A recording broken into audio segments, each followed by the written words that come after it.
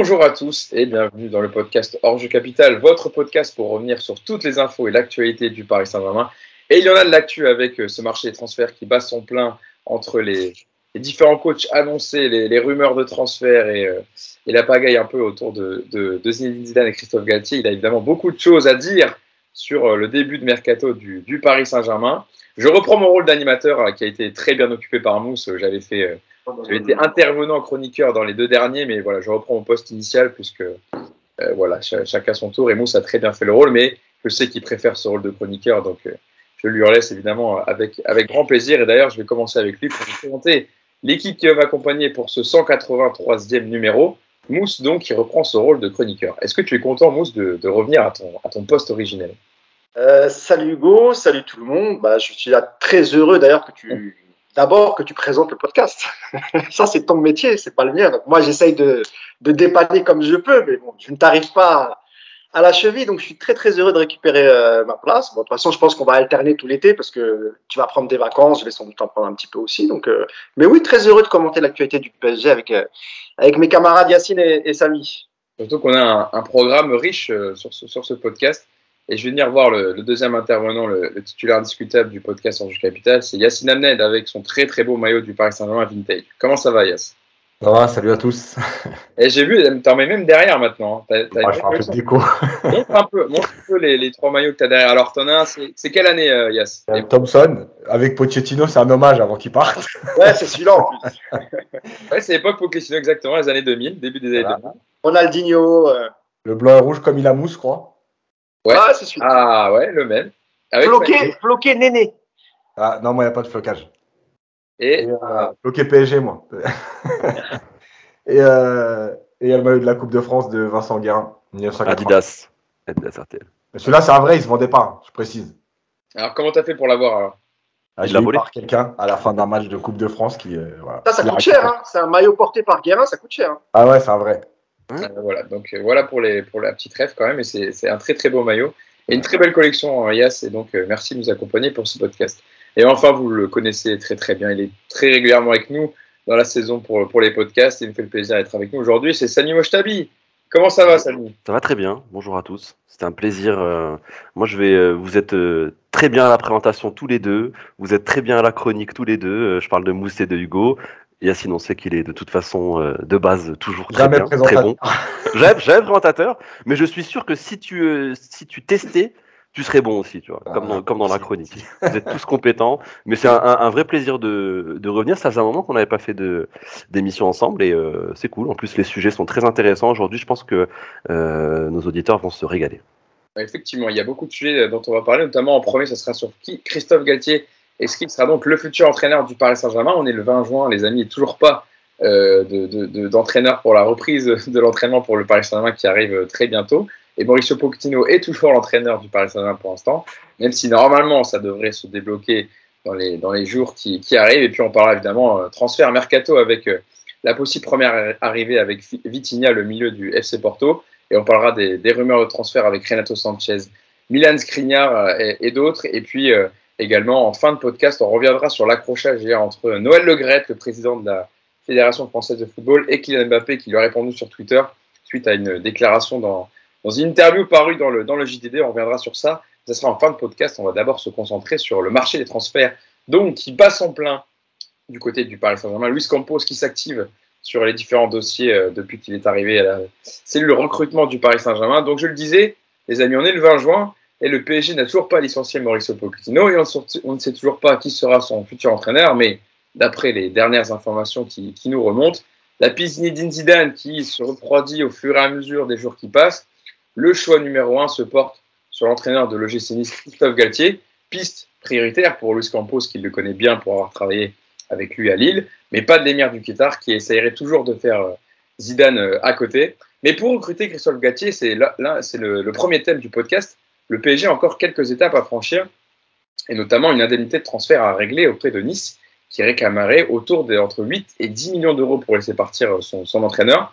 Mais jusqu'à maintenant, le PSG n'est pas disposé à dépasser la somme de 5 millions d'euros, même si ça discute, et le PSG se rapprocherait de l'indemnité demandée par le GC Nice. Il y a aussi la possibilité d'inclure des joueurs parisiens dans la transaction pour faciliter le transfert qui a été évoqué. Notamment, on parle de Eric Junior, Dina Ebimbe, le milieu de terrain de 22 ans du Paris Saint-Germain, mais les dirigeants niçois seraient très intéressés par le profil de Gassama, jeune joueur du Paris Saint-Germain de 17 ans.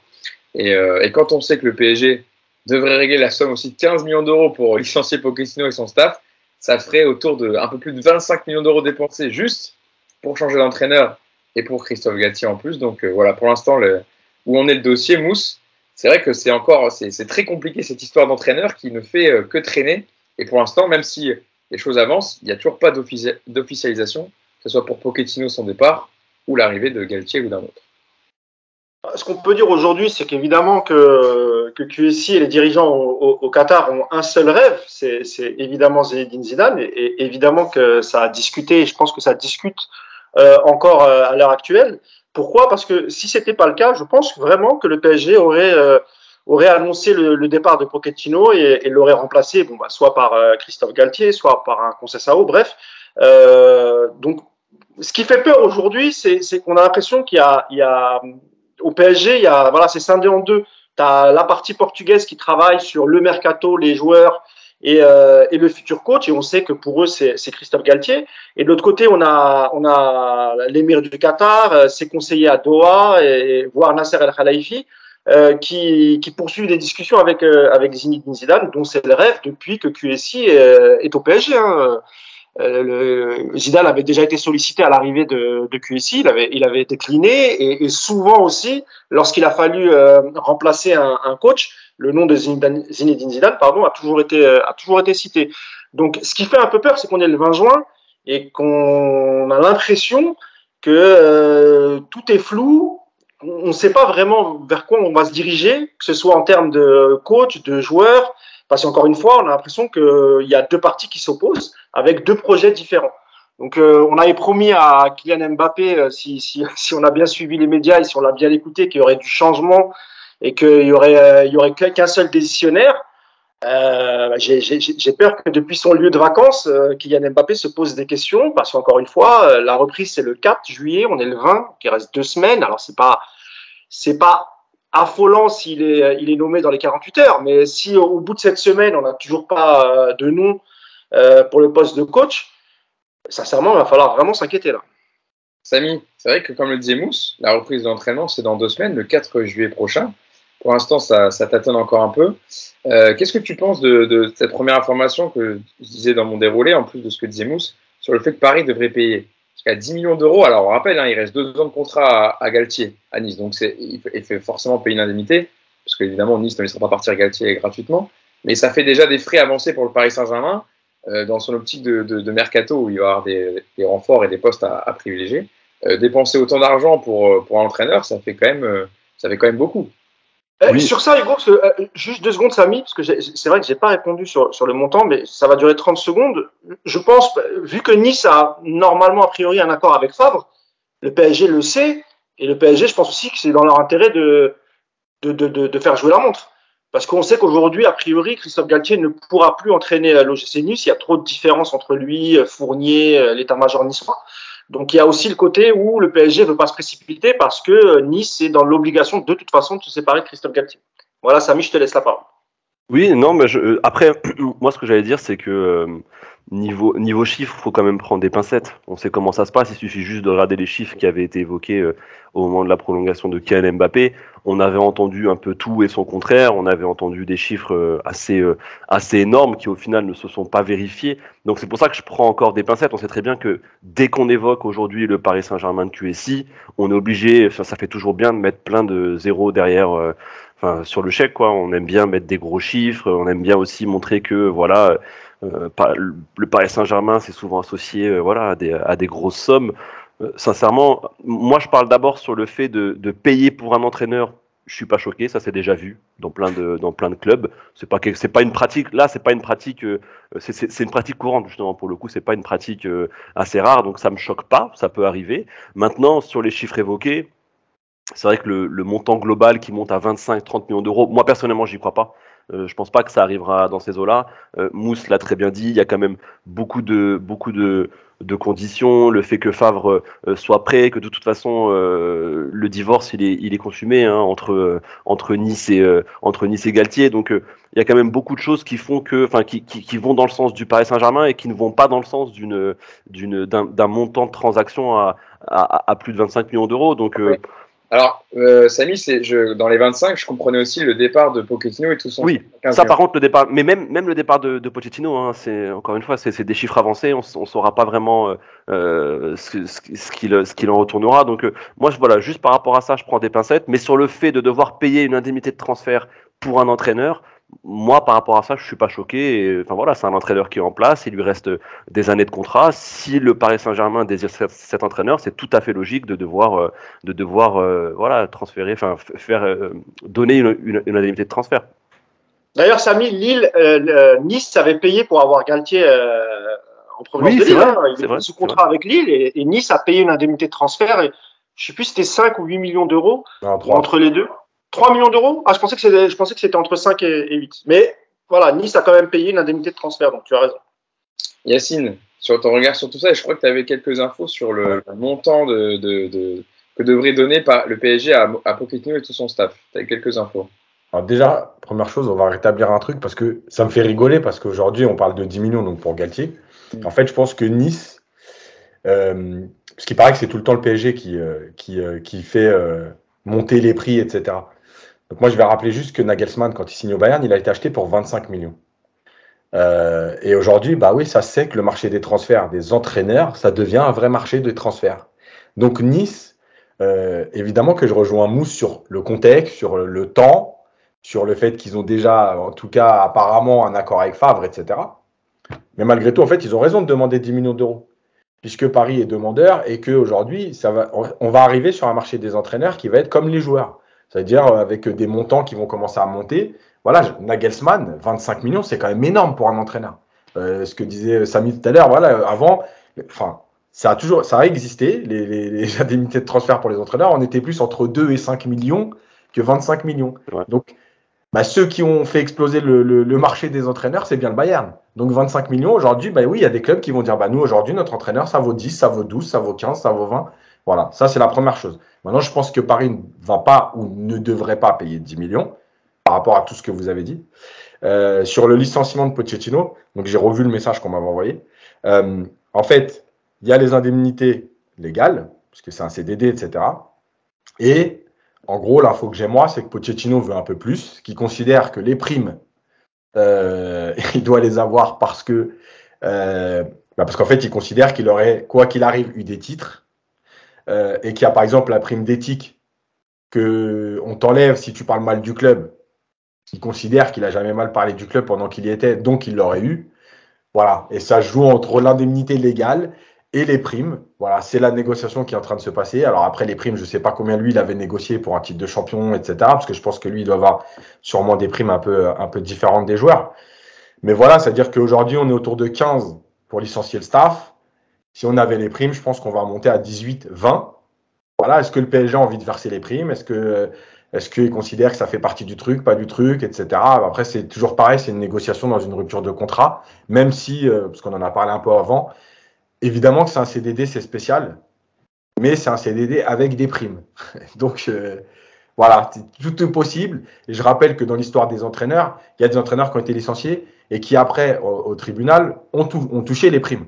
Je crois que Vaïd, au PSG, justement, à l'époque, il perçoit une partie des primes au moment de son licenciement, comme si on avait considéré que le PSG aurait gagné au moins un titre, par exemple. Voilà. Après, c'est toujours pareil, c'est les avocats, c'est les droits, voilà. Ouais. Et puis surtout, nous, on s'y connaît en indemnité de transfert. Avec Laurent Blanc, il y avait eu... C'était combien avec Laurent Blanc déjà? 22, je crois, un truc comme ça, 20, 22.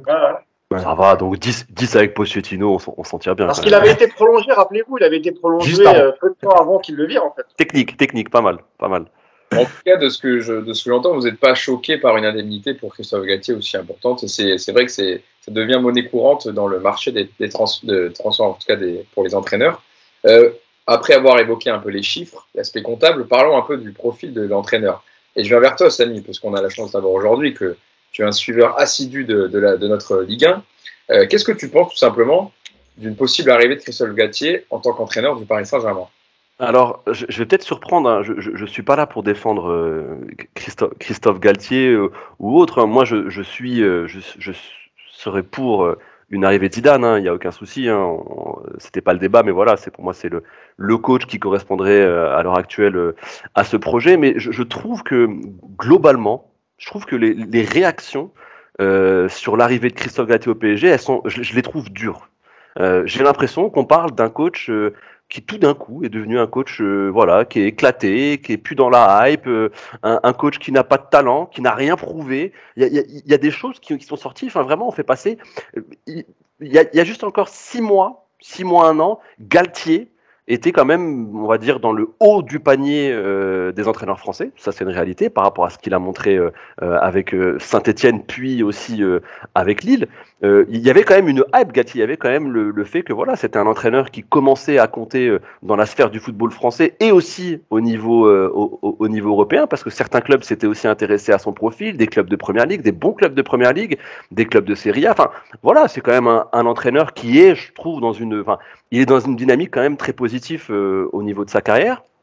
Et je trouve que depuis qu'on l'annonce au PSG, alors je ne sais pas si c'est voilà, c'est la tristesse de ne pas faire Zidane ou voilà, c'est la déception qui fait parler les gens, mais j'ai l'impression que on est un peu trop dur avec Christophe Galtier. Je peux comprendre que c'est pas voilà le nom qui fait le plus rêver, mais j'en avais parlé en off vendredi soir avec Yacine Amened. Je trouve, enfin, j'avais fait une comparaison peut-être hasardeuse, hein, on pourra en débattre, hein, mais aujourd'hui je trouve que Galtier, s'il vient au Paris Saint-Germain, eh ben, c'est un coach qui, par exemple, a déjà plus prouvé quand Paris a recruté Tourelle. Voilà. Tourelle, quand il arrive au PSG, c'est une Coupe d'Allemagne, c'est des performances intéressantes avec Dortmund, mais Galtier aujourd'hui, c'est un titre de champion de France avec une équipe qui n'était pas forcément prédestinée au titre, une équipe qui a réussi à quand même battre et sur le terrain d'un championnat, le Paris Saint-Germain tout puissant, un entraîneur qui a aussi, il me semble qu'il a une Coupe de la Ligue, plus une autre finale de Coupe de la Ligue. Enfin, il a déjà, je trouve, un palmarès, il a déjà une expérience professionnelle, pour moi, il a quelque chose, il a un background. Je parle à la même époque, hein. Je parle pas du Tourelle de maintenant, attention, il ne faut pas commencer à dire ouais mais attention Tourelle il a gagné la C1 et tout, j'ai compris, je suis pas bête. Je parle du moment où Tourelle arrive au Paris Saint-Germain, je suis pas sûr qu'il ait déjà plus prouvé que Galtier aujourd'hui. C'est juste ça. Donc déjà à ce niveau-là, je trouve que je vois pas pourquoi on devrait faire preuve d'une telle défiance vis-à-vis de Galtier, alors qu'à l'époque on a été beaucoup plus indulgent pour des Tourelle, pour des Emery, Emery, il avait déjà gagné des Coupes d'Europe, mais voilà, c'était pas non plus des entraîneurs qui avaient un palmarès et un background impressionnant. C'était pas non plus des entraîneurs qui régnaient sur la planète des tacticiens. Ça, c'est une réalité, ça c'est factuel. À l'époque où ils sont arrivés au Paris Saint-Germain, c'était pas non plus les noms les plus ronflants. Et je comprends pas pourquoi aujourd'hui, quand on parle de Christophe Galtier, eh ben on ne fait pas preuve de la même mansuétude. Voilà. Moi, il faudra juste m'expliquer. Alors, est-ce que c'est parce que c'est un coach français? Est-ce que c'est parce que, je sais pas, il est né à Marseille et qu'il a été entraîneur adjoint, qu'il a joué à l'Olympique de Marseille? Moi, il y a des choses qu'il faut m'expliquer. Ça, c'est quelque chose que je ne comprends pas. Alors après, sur le profil technique de l'entraîneur, est-ce que ça va vraiment changer? Est-ce qu'il est bon ou autre? Ça, c'est un autre débat. Est-ce que c'est un style qui va correspondre au PSG? C'est pas le débat. Moi, je trouve que l'accueil fait au nom de Christophe Galtier, moi, ça me dérange un peu. Pourquoi les autres, oui, et quand c'est Christophe Galtier, non? Samy, on va déjà répondre à la première partie de ta réponse. On parlera après de l'aspect plutôt technique, mais déjà, nous, sur ce que dit Samy, la défiance un peu de Christophe Galtier, entraîneur français, par rapport à la comparaison qu'il faisait avec Thomas Tuchel ou Unai Emery. Déjà, j'en veux à Yacine de ne pas avoir mis Samy dans un coffre après qu'il lui ait dit ça. C'est pas normal. Vraiment, tu me déçois beaucoup, Yacine. Vraiment. Parce que voilà, il était chaud. La même soirée, je l'aurais mis dans un coffre. Pardon, tu vois, j'ai failli m'étouffer. Et je l'aurais libéré du coffre jusqu'à ce qu'il reconnaisse que c'est pas du tout la même chose. Non, je plaisante évidemment. Alors, juste j'ai bien compris. Hein, tu parles de Tuchel au moment où il arrive, hein, et pas aujourd'hui. Oui, mais même là, mais même là, je suis pas d'accord avec toi. Pourquoi? Faut voir quelle équipe a dirigé quel effectif a dirigé à Dortmund Thomas Tuchel avant d'arriver au PSG. Il faut comprendre aussi d'où il tient sa philosophie de jeu. C'est quand même un cheminement qui est plus construit que le cheminement de Christophe Galtier. Et même la dernière saison qu'il fait avant de se faire lourder de Dortmund, parce qu'il a aussi des problèmes avec Valk, le directeur sportif, comme quoi il a toujours été caractériel Tuchel, parce qu'il s'est embrouillé, il s'embrouille souvent dans les clubs où il passe. Et c'était le cas à Dortmund. Donc je pense qu'on peut pas vraiment comparer l'expérience de Thomas Tuchel, par exemple, avec Dortmund en Ligue des Champions, la philosophie de jeu, ce qu'il a apporté, et même quand il est en PSG, les 6 premiers mois avant l'élimination face à Manchester United, honnêtement, ça faisait longtemps qu'on n'avait pas vu le PSG jouer comme ça. J'ai pas une seule fois comparé le style. Je parle de l'accomplissement en tant qu'entraîneur à l'instant T. À l'instant T, Tuchel n'avait pas plus prouvé. Alors peut-être oui, il avait un quart de finale avec Dortmund, il me semble. Voilà, un quart de finale, c'est pas non plus, il n'avait pas non plus une expérience monstre en C1, certes. Alors c'est la seule comparaison possible, mais je suis désolé. Si un quart de finale de C1 et une pauvre Coupe d'Allemagne avec Dortmund, c'est équivalent à un titre de champion de France avec une équipe de Lille qui n'était pas faite pour ce titre, face à un PSG qui était censé dominer cette Ligue 1, il y a aussi des accomplissements. Moi, je trouve que si on hiérarchise les accomplissements, moi, je trouve que Galtier n'a rien à envier au Tuchel de l'époque. C'est juste ça. Après, le style ou autre, c'est un autre débat. Je te dis pas que, tu vois, il peut être séduisant, il peut être plus séduisant, il n'y a pas de problème, plus aux offensifs et tout, il n'y a pas de problème. Mais je parle dans Je vais finir, Samy. Je vais finir parce que pour moi, c'est important aussi d'intégrer le fait, tu vois, le style de jeu aussi. Même si toi, t'es pas d'accord, moi, je trouve que pour comparer, il faut tout englober. Il faut vraiment tout faire et tout mettre sur la table. Après, ça, c'était sur la comparaison. Sur la réaction des supporters, Samy,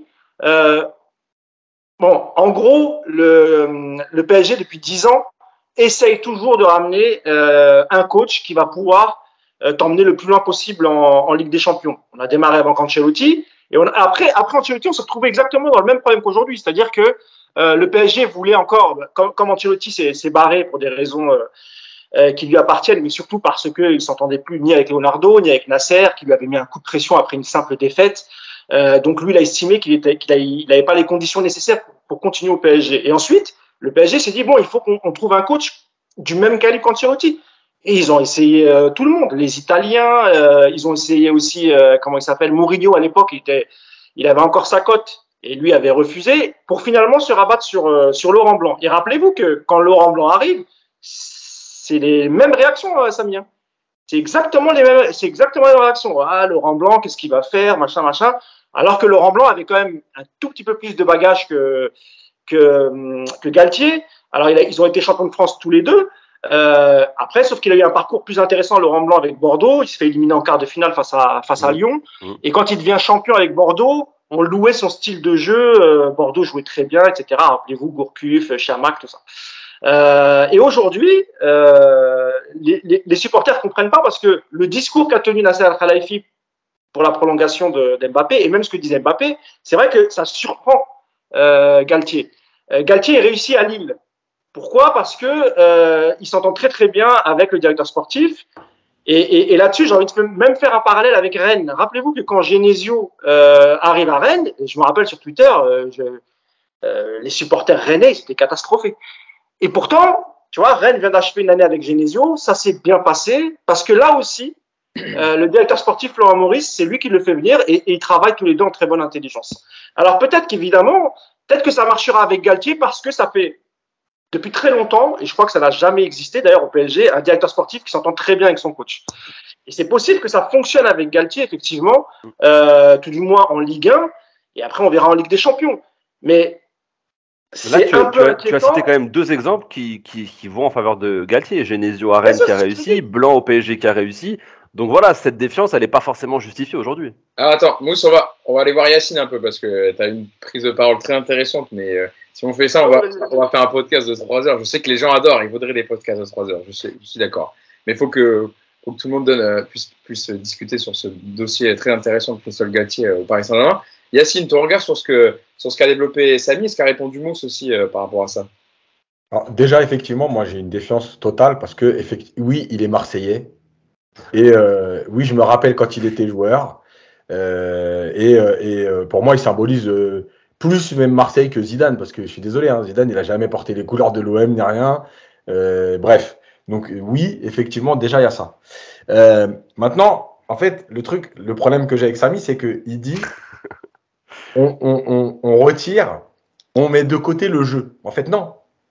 Je peux pas faire ça, tu es en train de prendre un entraîneur. Donc, en fait, le truc, c'est qu'il y a tout. Il y a le palmarès, il y a son parcours, et il y a le jeu.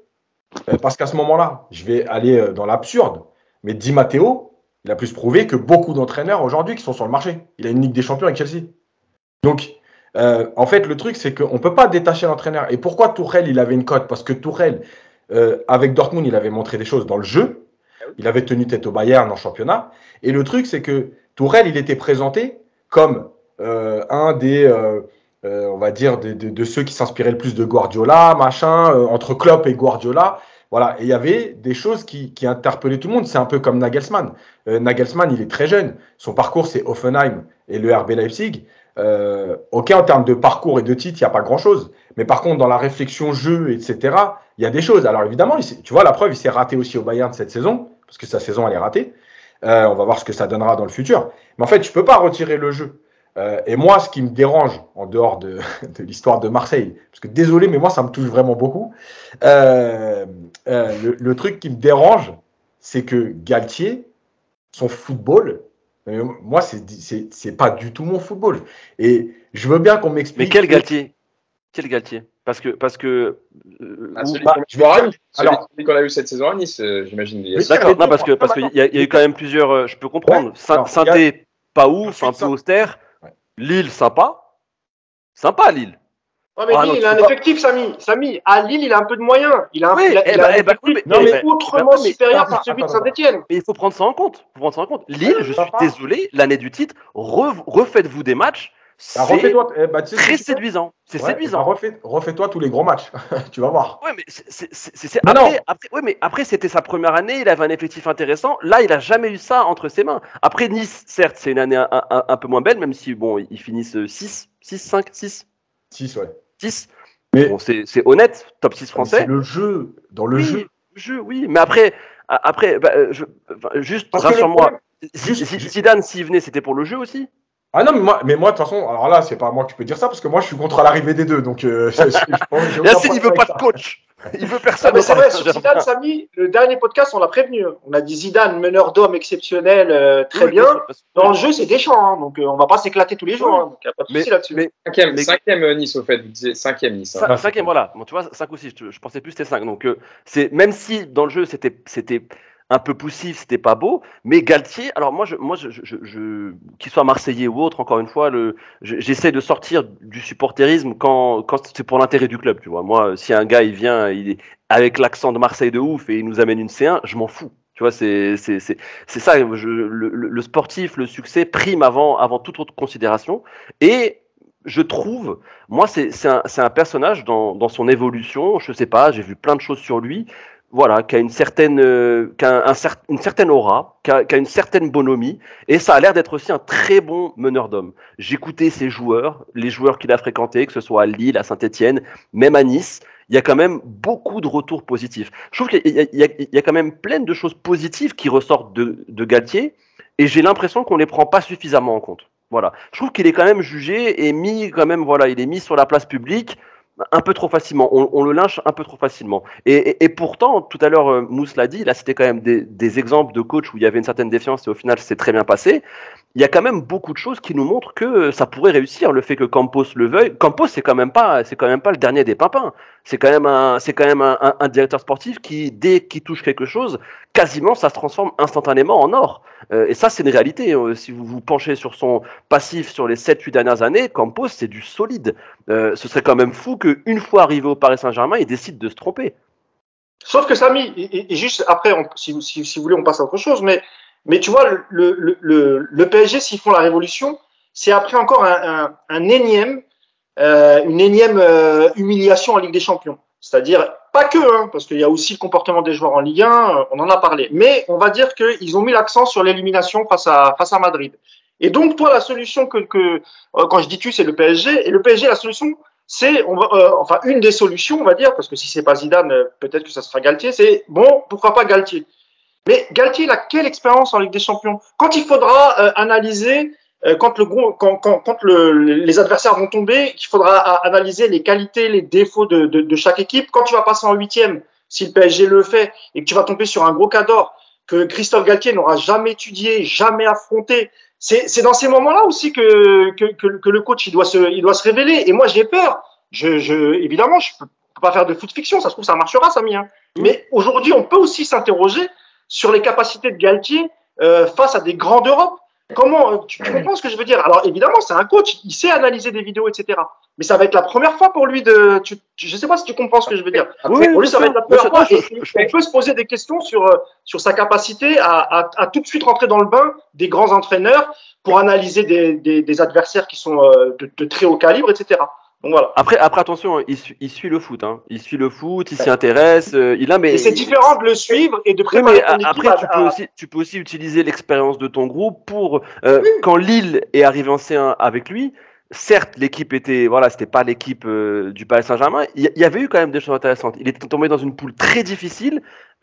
On sentait que c'était un manque d'expérience parce que le groupe manquait d'expérience. Mais il n'y avait pas eu non plus. Enfin, c'était quand même, c'était assez consistant. Il y avait eu des choses intéressantes montrées par cette équipe de Lille. Alors qu'encore une fois, c'était vraiment une poule monstrueuse à l'époque où il arrive en C1. Moi, je pense que, il faut lui laisser quand même le bénéfice du doute. C'est pas. Après, oui, t'as raison. Peut-être que ça manquera d'expérience, mais peut-être que il peut y avoir une synergie avec son groupe et ça peut très bien se passer. Gérer un vestiaire comme ça, c'est pas évident.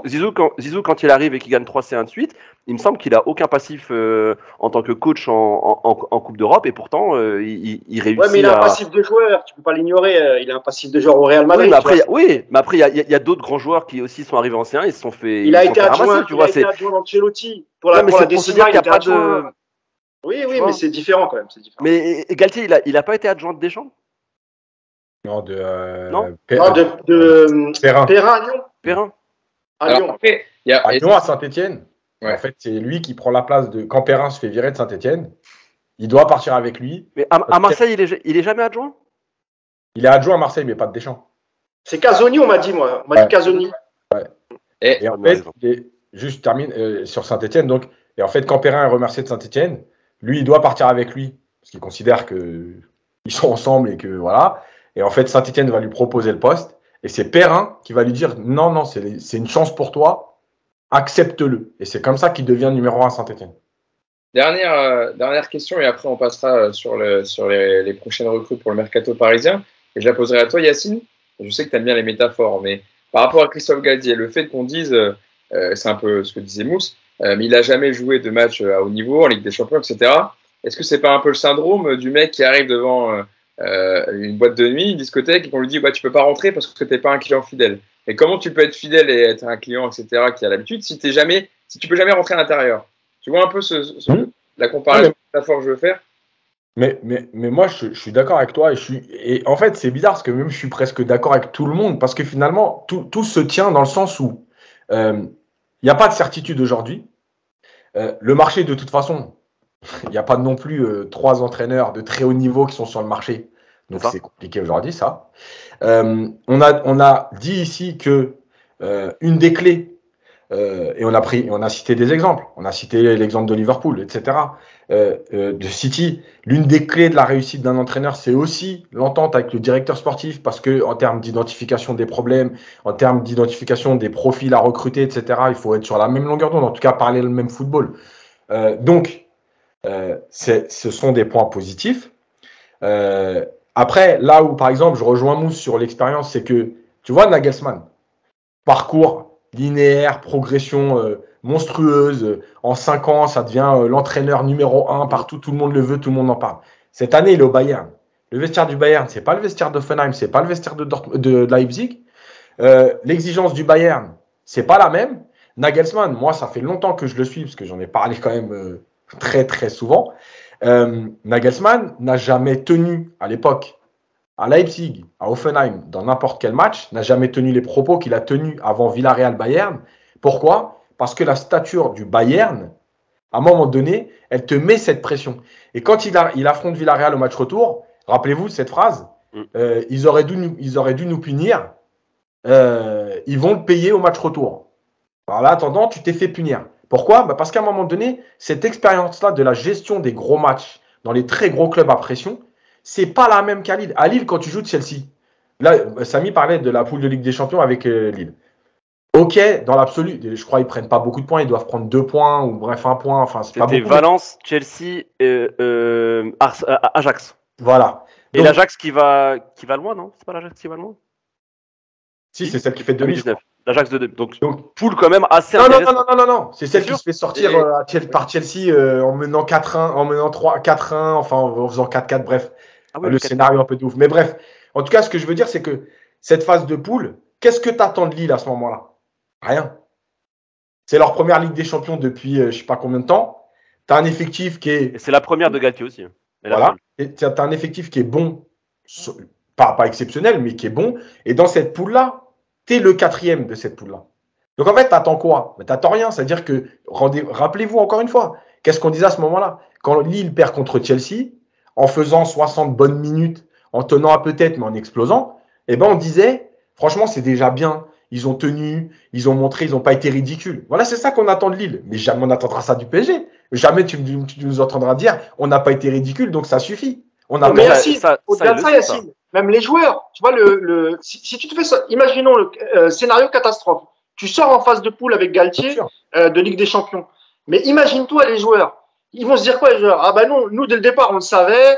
C'est pas un coach taillé pour les gros matchs en Ligue des Champions. Et puis même, tu vois, si tu veux quand même que tes joueurs te suivent, il faut que tu aies un certain charisme. Il y a des joueurs au PSG qui ne connaissent pas Galtier, qui l'ont vu lors de la double confrontation, mais qui n'en ont jamais entendu parler. Et malgré tout, le palmarès d'un coach et la carrière qu'il a eue, ça joue un peu. Parce que Laurent Blanc, c'est vrai que les supporters à l'époque, ils étaient un peu bon, tiens, Laurent Blanc. Mais Laurent Blanc, il a une carrière de joueur incroyable. Il est champion du monde avec la France. Il a été champion avec Bordeaux. Il a géré aussi l'équipe de France pendant 2 ans. Donc surtout, ouais. Il a géré l'après Naïsna. Oui, voilà. C'est lui qui récupère l'équipe de France après Naïsna quand même. Exactement. Et même les joueurs, les anciens joueurs, les Thiago Motta, les Zidane, les Zlatan et tout, quand ils parlaient de blanc, il y avait un certain respect tout de même. Là où on a un peu peur, Samy, aujourd'hui, et tu as raison, on peut présager de rien. Mais on peut quand même se poser des questions. Et je suis sûr que même en Allemagne, les supporters du Bayern, évidemment, qu'ils se sont posé des questions au moment où ils ont su que Nagelsmann allait signer. C'est logique. Est-ce que si on avait eu cette réflexion justement au Bayern au moment de nommer Hansi Flick, par exemple, qui était un énorme coach, grand joueur, star international, c'était Maradona, Hansi Flick, grosse notoriété. Enfin, c'est le même délire. En fait, moi, c'est juste que voilà, pourquoi. Après, je peux comprendre. Moi, je suis de nature plutôt optimiste. Et j'aime bien faire confiance. Ça, c'est quelque chose que j'ai envie de faire, surtout quand ça concerne mon club. Aujourd'hui, comme je te l'ai dit tout à l'heure, on a un directeur sportif de qualité qui est approuvé dans le monde du football et qui s'est très rarement raté. Quasiment jamais dans tous les clubs où il est allé, ça s'est très bien déroulé. Que ce soit Monaco, le Real Madrid, Lille. Aujourd'hui, ils veulent travailler ensemble. Pourquoi ne pas leur laisser cette chance? Pourquoi ne pas y croire? Parce que voilà, tu peux me citer des exemples où ça s'est raté, mais je peux t'en citer. Hansi Flick, c'est un exemple parfait. Il n'était pas forcément connu, il est arrivé, il a réussi à tenir la pression, alors qu'il n'avait jamais géré de vestiaire aussi important. Il a réussi à performer sur la scène européenne avec le Bayern de Munich. Donc voilà, pourquoi est-ce que Galtier ne réussirait pas ce genre de performance? Et après, on peut me dire, moi je trouve que Galtier, il a une qualité, c'est qu'il sait évoluer. Je suis désolé, hein, regardez son parcours, regardez sa façon de penser. C'est quelqu'un qui n'est pas arc-bouté sur ses positions, surtout tactique. Ce n'est pas quelqu'un. C'est un entraîneur qui généralement va s'adapter à son effectif. À Saint-Etienne, c'était un effectif plutôt défensif, bloc bas. Il s'est adapté comme ça. À Lille, il a vu qu'il avait des joueurs intéressants devant, des flèches, notamment avec Pépé, Bamba et Ikoné. Il a vu qu'il y avait quelque chose de possible. Il l'a utilisé. Pourquoi, si on lui donne le PSG entre les mains, pourquoi ça se passerait forcément mal? Ça pourrait être très très intéressant aussi, non? Parce que lui aussi, c'est son opportunité. On peut aussi faire confiance à l'homme qu'il est de réussir, parce qu'une opportunité comme ça va pas se passer. Le Paris Saint-Germain, c'est top 4, top 5 européen.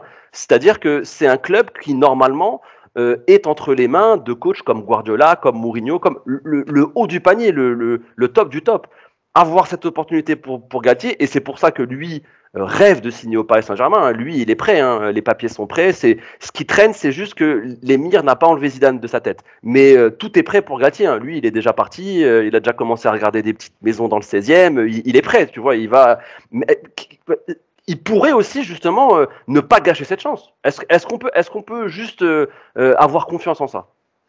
C'est sûr que du côté de Christophe Galtier, évidemment que ce serait une superbe opportunité, ça serait une bonne progression dans la suite de sa carrière d'entraîneur. Évidemment, oui. Si on se place de son côté, évidemment, c'est l'idéal. Yacine, et ensuite on passera. Moi, je voulais juste dire vas-y, Yacine. Sur Flick, il a joué 5 ans Bayern dans sa carrière. Flick, il a été 8 ans adjoint dans le staff de l'équipe de la sélection allemande, donc je pense qu'il connaissait un peu les cadres du Bayern. Et il prend l'équipe en cours, c'est-à-dire qu'en fait, on ne lui demande pas de monter un projet, on lui demande de prendre la suite de Kovac qui est en train de faire n'importe. Enfin, en tout cas, que le vestiaire ne suit plus. Et il arrive en cours. Et là aussi, c'est quand même un contexte différent de prendre une équipe en début de saison et te dire, tu vois, Pochettino, il s'est servi de ça pendant les 6 premiers mois. Bon, même pendant 18 mois, mais en tout cas, les 6 premiers mois. En disant, j'ai pris en cours, on me demandait rien. Mais Flick, quand il fait, c'est la même chose. C'est-à-dire qu'en fait, il sait très bien qu'on n'attend rien de lui parce que Kovac, ça va pas. Donc, il vient, il prend. Il s'avère que la mayonnaise, elle prend tout de suite, qu'il remet tout dans le droit chemin et il n'y a pas de problème. Mais sauf qu'en fait, on n'attend pas la même chose de Flick quand il signe fin novembre 2019, je crois, que de Galtier qui signerait le 1er juillet et qui est à la reprise. Comme on n'attendait pas la même chose de Pochettino quand il est arrivé le 2 janvier et qu'on n'attendait pas la même chose quand il a eu l'équipe en début de saison. C'est quand même des contextes un peu différents. Je rejoins Samy sur le statut d'Hansi Flick à ce moment-là, mais dans le contexte arrivé, c'est pas la même chose. Le Bayern l'a pris pour remettre. Oui, c'était plus facile pour lui. C'était plus facile. Oui. On va dire que c'était plus facile de réussir. Voilà, par exemple, il y avait moins de pression. Alors, si Galtier arrive en cours de saison après Pochettino, tu vois par exemple là, Galtier signe après le 15 novembre, tu vires Pochettino et tu prends Galtier. On n'attendra pas la même chose de Galtier. Tu vois? Là, on attend quelque chose dès le début de saison, puisque tu vas faire la préparation. L'arrivée, elle n'est pas la même. Tu vois, c'est là-dessus que je voulais insister. Mais voilà. Flick était arrivé, c'était le 3 novembre 2019, quand Kovac se fait virer, et à la suite, on connaît, il fera le quintuplé avec le championnat d'Allemagne, la Ligue des Champions, Super Coupe d'Allemagne et la Coupe du Monde des clubs de la FIFA. Et c'est comme ça qu'il sera élu aussi meilleur entraîneur UEFA en 2020. Tu vois, l'année d'après, il est éliminé par le PSG. Comme quoi, tu vois ce que... Enfin... Les saisons se suivent, mais ne se ressemblent pas. Après, dans le jeu, Bayern très fort. Même si le Bayern est éliminé, monstrueux sur la saison. Hein. Dans le jeu, c'est quasiment la meilleure équipe du monde. Hein. Donc bon, ça reste quand même. Il maintient un niveau de performance. Quand on voit le Bayern sous Nagelsmann, il y a une différence entre celui de Flick et celui de Nagelsmann quand même. Hein. C'est sûr. Bon, en tout cas, voilà ce qu'on pouvait vous dire aujourd'hui pour l'avenir, en tout cas, du futur entraîneur du Paris Saint-Germain et sur Christophe Galtier. Passons maintenant aux recrues qui pourraient compléter l'effectif du Paris Saint-Germain. Le premier nom qu'on va évoquer, c'est Vitinha, le milieu de terrain du FC Porto, international portugais de 22 ans, qui est arrivé un peu sur le gong. Hein. On ne s'y attendait pas trop, parce qu'il est arrivé, on va dire, un peu au dernier moment sur les tablettes parisiennes. En tout cas, ça serait possiblement la première arrivée de l'ère Luis Campos. Le PSG devrait payer les 40 millions d'euros au FC Porto, soit le montant de sa clause libératoire pour obtenir le joueur, parce que c'était la condition sine qua non pour l'obtenir, selon les dirigeants portugais qui ne voulaient pas le lâcher en dessous, lui qui était en contrat jusqu'en juin 2024, et surtout il y avait des clubs très intéressés comme Arsenal et surtout Manchester United qui le désiraient ardemment dans leur effectif.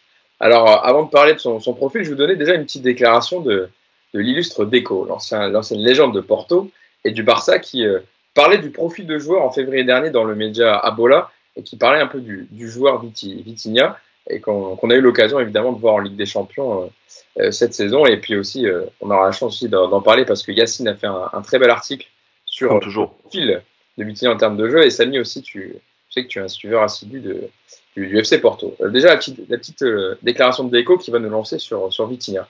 C'est un footballeur remarquable qui fait preuve d'une énorme maturité malgré son très jeune âge. Il est particulier, il lit le jeu comme personne d'autre, prend l'information plus rapidement et anticipe toutes les situations. Lorsqu'il parvient à faire ce qu'il sait faire, il rend le jeu du FC Porto imparable, imposant toujours le bon rythme, parfois plus posé ou plus intense. On est face à un maestro. les mots sont forts, mais bien choisis. Et puis, voilà, il sait de quoi il parle quand même, Deco. Hein, et surtout, tu peux préciser pourquoi ils ont interviewé Deco? Bah, parce que en fait, il est tout le temps comparé à lui. Exactement. Donc, en fait, c'est aussi pour ça qu'on est parti demander l'avis de Deco. C'est en gros le joueur qui lui ressemble le plus depuis le départ de Deco, quoi.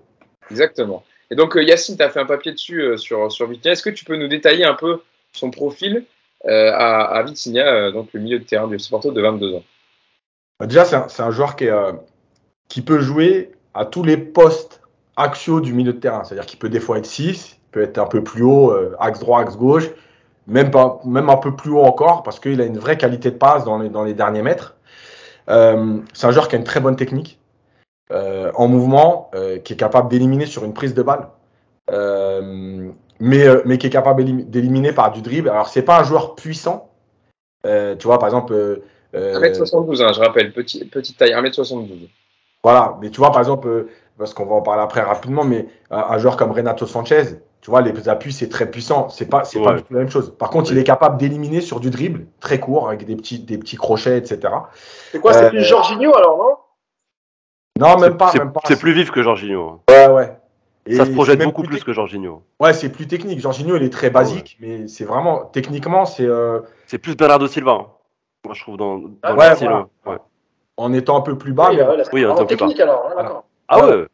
Et donc, c'est un joueur aussi, quand j'en parlais dans le papier, c'est que pour moi aujourd'hui, il y a deux choses essentielles.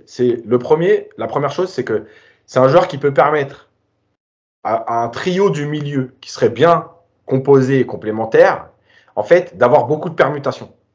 Parce qu'à un moment donné, par exemple, Vitinha est capable de prendre la place de 6 et de laisser Verratti un peu plus libre, Verratti d'être en 6 et lui d'être un peu plus haut. Donc, dans un trio, c'est hyper intéressant d'avoir cette mobilité et ces permutations qui sont possibles.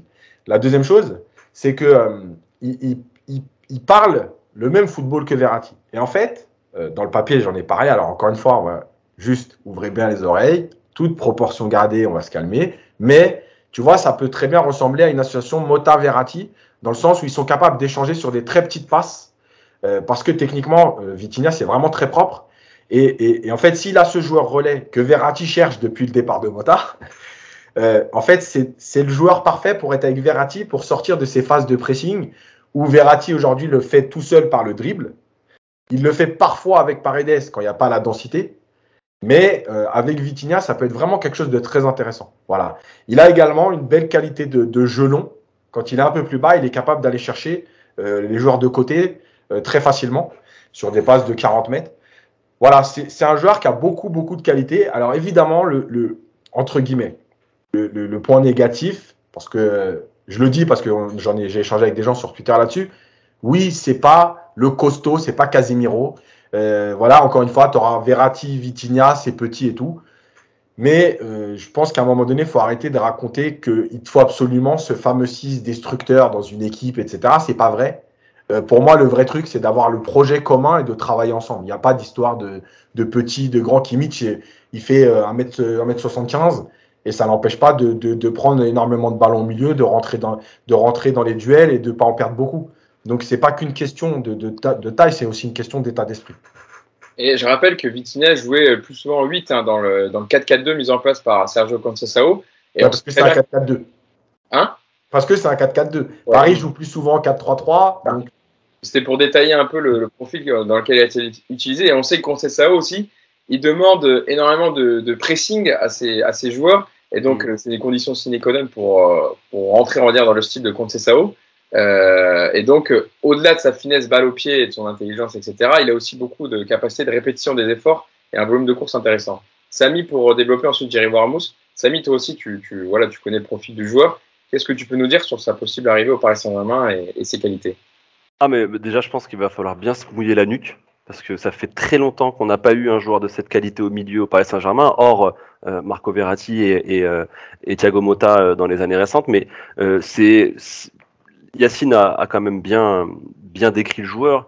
Il a cette capacité, c'est un métronome, hein. C'est un joueur qui aime diriger le jeu, qui a un QI football impressionnant. C'est un vrai footballeur. C'est un vrai footballeur. C'est un vrai milieu de terrain. Certes, il joue 8, parce que c'est vrai qu'avec Conceição, c'est un schéma atypique, mais à Porto, c'était, on va dire, après le départ de Diaz, une des options offensives principales, c'était avec Otavio, on va dire, voilà, Otavio, Diaz et Vitinha, les 3 meilleurs joueurs de cette équipe de Porto. Il a eu un peu de mal, justement, mais c'est bien, je pense que ça lui a servi en PL, chez les Wolves, où là, justement, l'impact physique, il était jeune, hein, l'impact physique, la densité physique a eu raison de lui, même si, attention, hein, il avait eu un très bon début de saison avec les Wolves. Après, ça va être un peu plus difficile physiquement, mais on peut l'entendre, partir si jeune dans une équipe qui était un peu aussi un laboratoire de jeunes pousses portugaises. Donc voilà, ça pouvait être compliqué. Il s'en était pas si mal sorti, même si voilà, l'option d'achat avait pas été faite, avait pas été activé par les Anglais. Son retour à Porto s'était très bien déroulé. Voilà, il a pris une place au fur et à mesure dans un effectif où au milieu, attention, avec les Grujic ou autres, il y a quand même des joueurs de qualité. Il y avait aussi Sergio Oliveira qui ensuite est parti à la Roma. Attention, hein, il a fait sa place dans un effectif qui était installé avec des joueurs de qualité et avec son jeune âge, il a fait quand même preuve d'une maturité assez impressionnante pour prendre le jeu de cette équipe de Porto et je suis convaincu. Moi, je pense sincèrement le seul point négatif, parce qu'on va pas énumérer tout ce que tu as dit, Yacine, c'est vrai, bonne qualité de passe, il sait dribbler, très fin techniquement, mais on va vite s'en rendre compte. Hein. Vraiment, à part Verratti, on n'a pas de milieu de cette qualité-là dans l'effectif parisien. Même si vous trouvez Paredes élégant, et ben avec Vitinha, ça va être quelque chose d'autre. Je rajouterais juste qu'il a aussi une très bonne qualité de frappe de balle, c'est-à-dire qu'aussi il a cette capacité à être décisif, plus que dans la passe décisive, même dans le but. Et ça, je peux dire aussi qu'on va aussi se mouiller la nuque par rapport à ça, parce que des milieux qui frappent au Paris Saint-Germain, on n'en a pas eu beaucoup ces dernières années. Lui le fait, il a cette présence d'esprit, cette lucidité dans les 30 derniers mètres, où il peut tenter des lobes, il peut tenter des frappes placées, des frappes puissantes. Il a vraiment ce panel et cette polyvalence dans le jeu et dans les capacités techniques qui vont faire un bien fou dans cette équipe du Paris Saint-Germain. Alors oui, tu l'as dit Yacine, ce ne sera pas la grande tour, ce ne sera pas Danilo, ils ont la même nationalité, mais ils n'ont pas le même football. Là, on prend un joueur pour jouer au foot. Ça va être, ça va être beau. Si on veut une équipe bloc bas qui défend, c'est sûr que ce ne sera pas le profil recherché, mais ce qui nous arrive, hein, et puis il faut bien penser qu'à 40 millions, c'est donné. 40 millions, c'est donné. Aujourd'hui, sur le marché des transferts, un milieu de 21 ans de cette qualité-là à 40 millions, c'est donné. Je trouve que Campos a visé juste. Il y a aussi le fait que ce ne soit pas encore une star. C'est une grande star dans son club, mais c'est un joueur qui est humble, qui va savoir aussi se donner pour ses leaders et qui va accepter aussi certaines choses, certaines tâches ingrates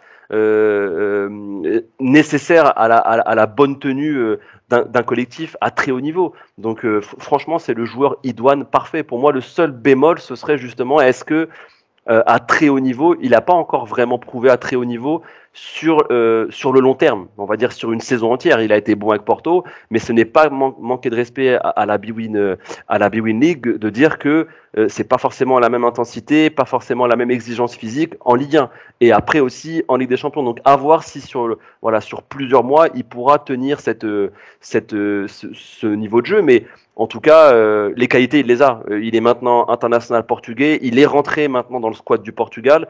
Excusez-moi, messieurs, mais au milieu, pour être sélectionné en équipe du Portugal, vu le vivier, c'est déjà pour moi une preuve de qualité. Normalement, il devrait faire la Coupe du Monde. Je pense que là, maintenant, sinon au Paris Saint-Germain, il fera la Coupe du Monde. Donc voilà, je pense que, en tout cas, là, il y a quand même beaucoup de points positifs et j'ai hâte de le voir évoluer sous le maillot du Paris Saint-Germain parce que je suis sûr que d'ici peu, il va devenir un des joueurs favoris de beaucoup de supporters parisiens. Pur produit du centre de formation Vitinha et donc qui a marqué 2 buts et 4 passes décisives cette saison, mais qui ne reflète pas l'énorme influence qu'il a aussi dans le jeu des Dragons. Mousse, pour parler un peu plus tôt maintenant dans l'effectif du Paris Saint-Germain et par rapport au profil qu'il y a déjà, parce qu'on parle aussi, nous, du fait que des arrivées là, dans le podcast, mais il y a aussi les départs. On a déjà parlé dans plusieurs podcasts, mais il va falloir dégraisser au bout d'un moment. Ça fait quand même beaucoup, avec Vitinha qui arrive, ça fait quand même beaucoup de monde dans le secteur du milieu par rapport aux complémentarités des profils, etc. Soit il va falloir faire du ménage, ou soit... Parce qu'on sait que Galtier aussi, On sait qu'il sait s'adapter à l'effectif qu'il a dans sa position, mais c'est plutôt un adepte du 4-4-2, Christophe Galtier. Bon, déjà, je suis très content que tu ne m'aies pas interrogé sur le jeu. Parce que pas du tout. Je ne l'ai jamais vu jouer, même 30 secondes. Tu sais, même depuis l'annonce, j'ai même pas été voir sur YouTube à quoi il ressemble. Je ne veux pas m'inventer une vie, les gars. Je ne sais pas du tout quel est le niveau de ce jeu. Alors, c'est pour ça que dans le podcast, il y a des profils complémentaires et qu'on a eu Yacine et Samy sur l'aspect technique et toi, ça va être plutôt sur le Paris Saint-Germain, car là, tu vas être très intéressant. Quelle franchise et quelle honnêteté intellectuelle, Mousse, franchement, respect. Hein. Parce que moi, je connais des mecs qui font pas ça. Hein. Oui, il y en a qui sont un peu improvisés, connaisseurs de Vitinha alors qu'il n'avait jamais vu jouer non plus. Donc nous, on a l'honnêteté intellectuelle de dire ce qu'on a vu de lui, ce qu'on sait de lui et sans en faire des caisses, mais par rapport. Et voilà, c'est pour ça que c'était intéressant Samy de t'avoir et Yacine aussi. Et je vous rappelle qu'il a fait un très bon article, vous pouvez le voir sur le site de Paris United, sur le profil du joueur. Vas-y, Mousse. Oui, juste là-dessus, sur le fait de connaître ou pas les joueurs, je le précise parce qu'il y a tellement de mythos sur les réseaux. Quand tu vois un nom qui est pas très connu et qui n'est pas filtré en termes de mercato, t'as tous les mecs qui arrivent, oui, c'est un crack, c'est un futur crack, etc. Le mec, il a vu 2 minutes sur YouTube, quelques skills, et il s'est fait une idée. Non, moi, j'ai pas regardé Porto cette année, donc je connais pas les joueurs. Je remarque simplement que en termes de milieu de terrain au PSG, c'est souvent le même prix qui revient, c'est 40 millions d'euros. Paredes, Gay, Vitinha. Même si Vitinha, c'est une clause, hein, donc c'est différent. C'est une clause. Oui, ta question, Hugo, c'était sur l'empilement des milieux. Donc, qui a déjà dans l'entrevue, surtout. Oui, bon, moi, pour Paredes, je me fais pas trop d'illusions, même si lui a dit qu'il voulait rester, etc. Je pense qu'il y aura quand même quelques propositions et t'es pas obligé de le vendre dès cette année. Quand je dis t'es pas obligé de le vendre, c'est-à-dire qu'il y a des solutions, il y a les prêts avec option d'achat, les prêts sans option d'achat, etc. Je pense que Campos, une fois que le mercato sera complet, terminé, qu'il aura ciblé tous les postes, il y a un moment ou un autre, je sais pas s'il l'avait fait à Lille, l'histoire du loft, parce que je comprends pas très bien, parce qu'on dit que c'est interdit, les joueurs pros doivent s'entraîner avec les pros, mais dans certains clubs, il y a quand même des lofts. Or, le loft, si tu me contrediras Yacine, hein, un loft, si je comprends bien, c'est que dans les semaines d'entraînement, tu as d'un côté les joueurs qui feront partie, qui seront sur la feuille de match, qui seront concernés par le championnat, qui s'entraînent, et d'un autre côté, mais il faut que ce soit sur les mêmes terrains, un groupe sur lequel on ne compte plus. C'est bien ça. Alors attends, déjà, alors juste, et après je te laisse Yacine quand même, c'est notre ami et confrère Abdellah Boulma qui a sorti oui, c'est pour ça, et après je parlerai des départs. Mais voilà, c'était juste pour que... Je reprends son tweet quand même, parce que rendons à César ce qui appartient à César, c'est lui qui a sorti l'information hier, et Yacine, je te laisse après développer dessus. Devant la difficulté de se séparer de certains joueurs qualifiés d'indésirables, Luis Campos n'écarte pas l'idée de mettre en place un loft à la reprise d'entraînement. Voilà le tweet d'Abdellah Boulma. Vas-y, Yacine. Donc, première réponse, oui, il l'avait fait à Lille. D'accord. Deuxième réponse, en fait, dans le droit, tu dois, les joueurs sous contrat professionnel, d'avoir accès à tout l'ensemble du matériel professionnel. Voilà. Maintenant, s'ils ne sont pas dans le groupe, il n'y a pas d'obligation d'être dans le groupe. Par contre, tu peux pas venir faire muscu, tu peux pas venir sur le terrain mettre des frappes. Voilà, ils ont accès à tout. Mais le coach a quand même le droit de choisir 25, 28 joueurs qu'il garde dans le groupe et c'est tout. Voilà. Alors maintenant que la précision elle est faite, l'avantage, je dirais que Campos a, le tout petit avantage que Campos a, c'est qu'il y a une Coupe du Monde qui se profile et que le PSG a quasiment que les internationaux. C'est-à-dire que les indésirables, si tu joues pas, si tu refuses de partir et qu'on te dit de toute façon tu ne joueras pas, donc tu risques ta place 4-5 mois après, lorsque la Coupe du Monde va démarrer. Je pense par exemple à Paredes. Je pense que Paredes, il a envie. Alors, peut-être que je suis quasiment sûr que le sélectionneur l'appellera, mais il aura peut-être pas sa place dans le 11 titulaire parce qu'il n'aura pas joué, qu'il manquera de rythme. Et ça peut concerner beaucoup de joueurs. Ça peut concerner des gays, j'ai dit, il y a Paredes. Bref, il y a tout un tas de joueurs. Donc, effectivement, s'il met ce loft en place, Wijnaldum qui n'est déjà plus appelé, voilà. T'as Draxler et Kehrer qui, dans un coin de leur tête, se disent, parce qu'ils ont quand même été appelés alors qu'ils avaient très peu de temps de jeu, même si Kehrer en a eu beaucoup plus que Draxler. Donc, effectivement, il y a ce levier-là qui te permet de pouvoir faire partir quelques joueurs. Voilà. Et après, tu peux pas faire partir tout le monde non plus parce que tu as quand même besoin de doubler des postes. Moi, je pense qu'un joueur comme Danilo, il faut pas s'en séparer. Il t'a pas coûté très cher. Il avait coûté 18 millions, il me semble, avec quelques millions pour le prêt de la première année. Donc, on doit être autour de 20 millions. Globalement, c'est un joueur qui est techniquement, évidemment, il fait pas rêver, mais bon, il se blesse très peu, il est plutôt fiable, ça a l'air d'être un soldat, bonne mentalité. Donc, je pense qu'il faut garder des joueurs comme ça. Par ailleurs, on a des Wijnaldum, Gay et Herrera, qui pour moi sont des cas plus compliqués. Je pense que pour Wijnaldum, tu l'as eu gratuitement, il lui reste 2 ans de contrat. Je pense qu'ils trouveront soit une manière de se séparer à l'amiable, soit il y a un club qui va se manifester. Je pense que le PSG ne bloquera pas le départ, loin de là. Pour Gay, c'est plus difficile parce qu'il y a son âge qui rentre en cause. C'est le contrat qu'a Gay au PSG, c'est le contrat de sa vie. C'est-à-dire que là, à son âge, s'il quitte le PSG aujourd'hui, je ne pense pas qu'il retrouve le même salaire. Il doit émarger, il doit être à 600 000 euros, je pense, par mois, qui est un gros salaire pour Gay. Après, pour Gay, il y a peut-être l'option, et je crois savoir, mais il faudrait que je creuse un peu plus, que Antero Henrique pourrait lui proposer un gros contrat au Qatar. Je rappelle qu'il est aussi, Antero Henrique est directeur sportif de la Super Qatar League, je crois. C'est comme ça que ça s'appelle. Et pourrait finalement, pour le faire partir, c'est un peu ce qu'ils avaient fait avec Cambouaré quand ils avaient ramené Ancelotti. En lot de consolation, il lui avait trouvé un petit contrat au Qatar, il avait entraîné avant de revenir. Donc voilà, la difficulté, c'est vrai, Hugo, tu as raison, elle va être là. Elle va être de convaincre des joueurs qu'il va falloir partir malgré les gros salaires. Après, comme je l'ai dit, tu as le levier de la Coupe du Monde et tu as peut-être le réseau de à la fois Antero Henrique et celui de Luis Campos pour soit proposer des prêts avec des options d'achat, sans options d'achat, mais au moins ne pas garder. Parce que quand tu gardes des joueurs que tu ne fais pas jouer dans un vestiaire, ça, Yacine, tu vas pas me contredire, ça crée des tensions et chacun a ses affinités avec dans le vestiaire et effectivement, ça peut créer des tensions. Donc, il va falloir utiliser le levier de la Coupe du Monde pour les internationaux qui veulent pas partir et il va falloir aussi activer les réseaux. Là, on a quasiment 2 directeurs sportifs. Si tu n'arrives pas à dégraisser l'effectif, c'est qu'il y a un vrai gros problème. Bon, en tout cas, on verra ça. On va parler d'un autre profil, mais c'était intéressant en tout cas de voir parce que c'est vrai que cette idée de loft, c'était quand même à l'époque quand Luis Campos l'avait fait en France, on n'a pas trop l'habitude en France d'avoir de ce genre de loft et donc surtout au Paris Saint-Germain avec des joueurs de cette dimension et de cet égo-là, ça serait quand même. Il y a eu Bordeaux cette saison, je crois, Hugo. Bordeaux. Il y a eu Marseille à l'époque de Garcia, où Garcia avait fait venir les Certiques et tout. Et ben pareil, ils avaient fait un loft parce que les mecs, ils voulaient pas bouger avec des gros salaires. Donc oui, ça se fait dans les clubs. Au Paris Saint-Germain, ça serait une première. Autre milieu de terrain qui est aussi pisté par le Paris Saint-Germain et dont on annonce qu'il pourra arriver dans les rangs du Paris Saint-Germain, Renato Sanchez, le milieu de terrain du LOSC. Celui-là, je le connais mieux, je peux en parler. Voilà, lui, tu l'as vu jouer, Renato Sanchez, 24 ans, 3 saisons au LOSC, arrivé à l'été 2019. Luis Campos, donc, qui pourrait bien continuer dans la branche portugaise pour le mercato du PSG avec le milieu de Lille. Alors, pour le moment, c'est l'AC Milan qui est une longueur d'avance. Parce que selon les dernières informations d'Italie, le club lombard a déjà un accord avec le joueur, mais pas avec Lille, qui réclame 30 millions d'euros, alors que Milan n'en propose pour l'instant que 15. Mais le PSG étant plus solide financièrement que l'AC Milan, Paris pourrait donc rafler la mise et accéder aux exigences du LOSC. Qu'est-ce que vous pensez de l'arrivée Samy, de l'arrivée probable de Renato Sanchez dans l'entrejeu du côté du Paris Saint-Germain?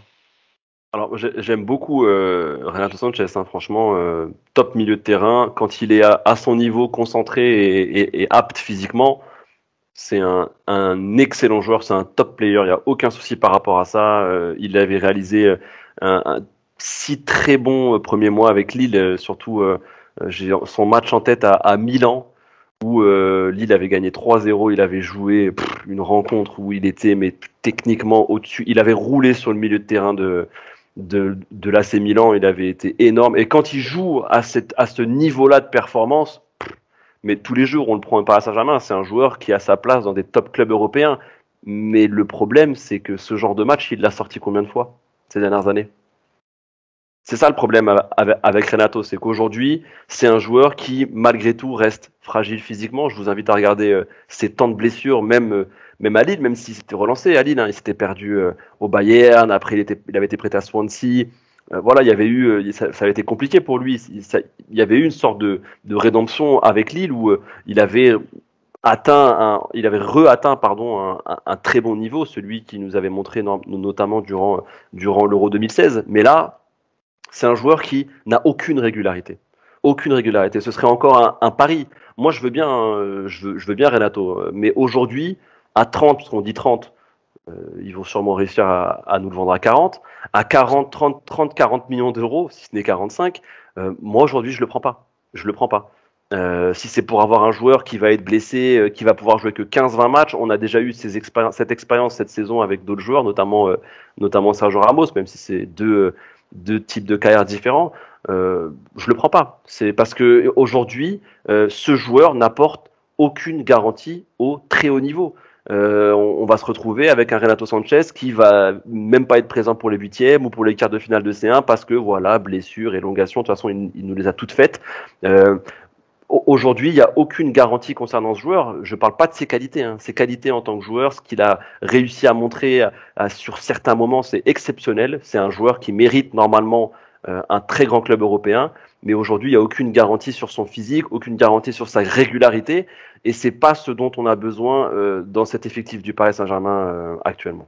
Yacine, pour parler Samy parlait de la régularité du joueur en termes de blessures aussi, de performance. C'est 25 matchs cette saison de Ligue 1, 2 buts et 5 passes décisives, 5 matchs de Ligue des Champions disputés avec Lille. C'est un joueur aussi, faut le dire aussi, que connaît très bien Luis Campos parce que voilà, c'est lui qui l'a fait venir à Lille, que connaît bien Christophe Galtier parce qu'il l'a eu aussi dans ses rangs quand il a été champion de France. Donc c'est évidemment que la piste colle bien à ce que Luis Campos voudrait faire évidemment, et aussi peut-être possible recrutement de Christophe Galtier en tant qu'entraîneur. Ouais, après, moi je rejoins Samy, le problème c'est les blessures et quand tu es aussi souvent blessé, c'est qu'il y a un problème. Alors, est-ce que c'est un problème vraiment de physiologique? Voilà. Est-ce qu'il a des muscles trop fragiles, etc. Est-ce que c'est un problème de préparation? Est-ce que c'est un problème de sérieux? Bref, il peut y avoir plein de raisons, mais c'est sûr que ce que disait Samy, c'est qu'il a fait quelques grosses perfs. En tout cas, tu voyais bien parfois qu'il était bien au-dessus de tous les joueurs lillois. Mais en fait, tu peux pas être régulier puisque tu fais une ou deux grosses perfs, tu es blessé, il te faut 15 jours, 3 semaines, tu reviens, tu es reblessé, donc finalement, tu n'es jamais dans le rythme. Et le problème, c'est que lui, tu vois, par exemple, on parle souvent de Verratti pour les blessures, alors pas cette saison, mais les saisons précédentes.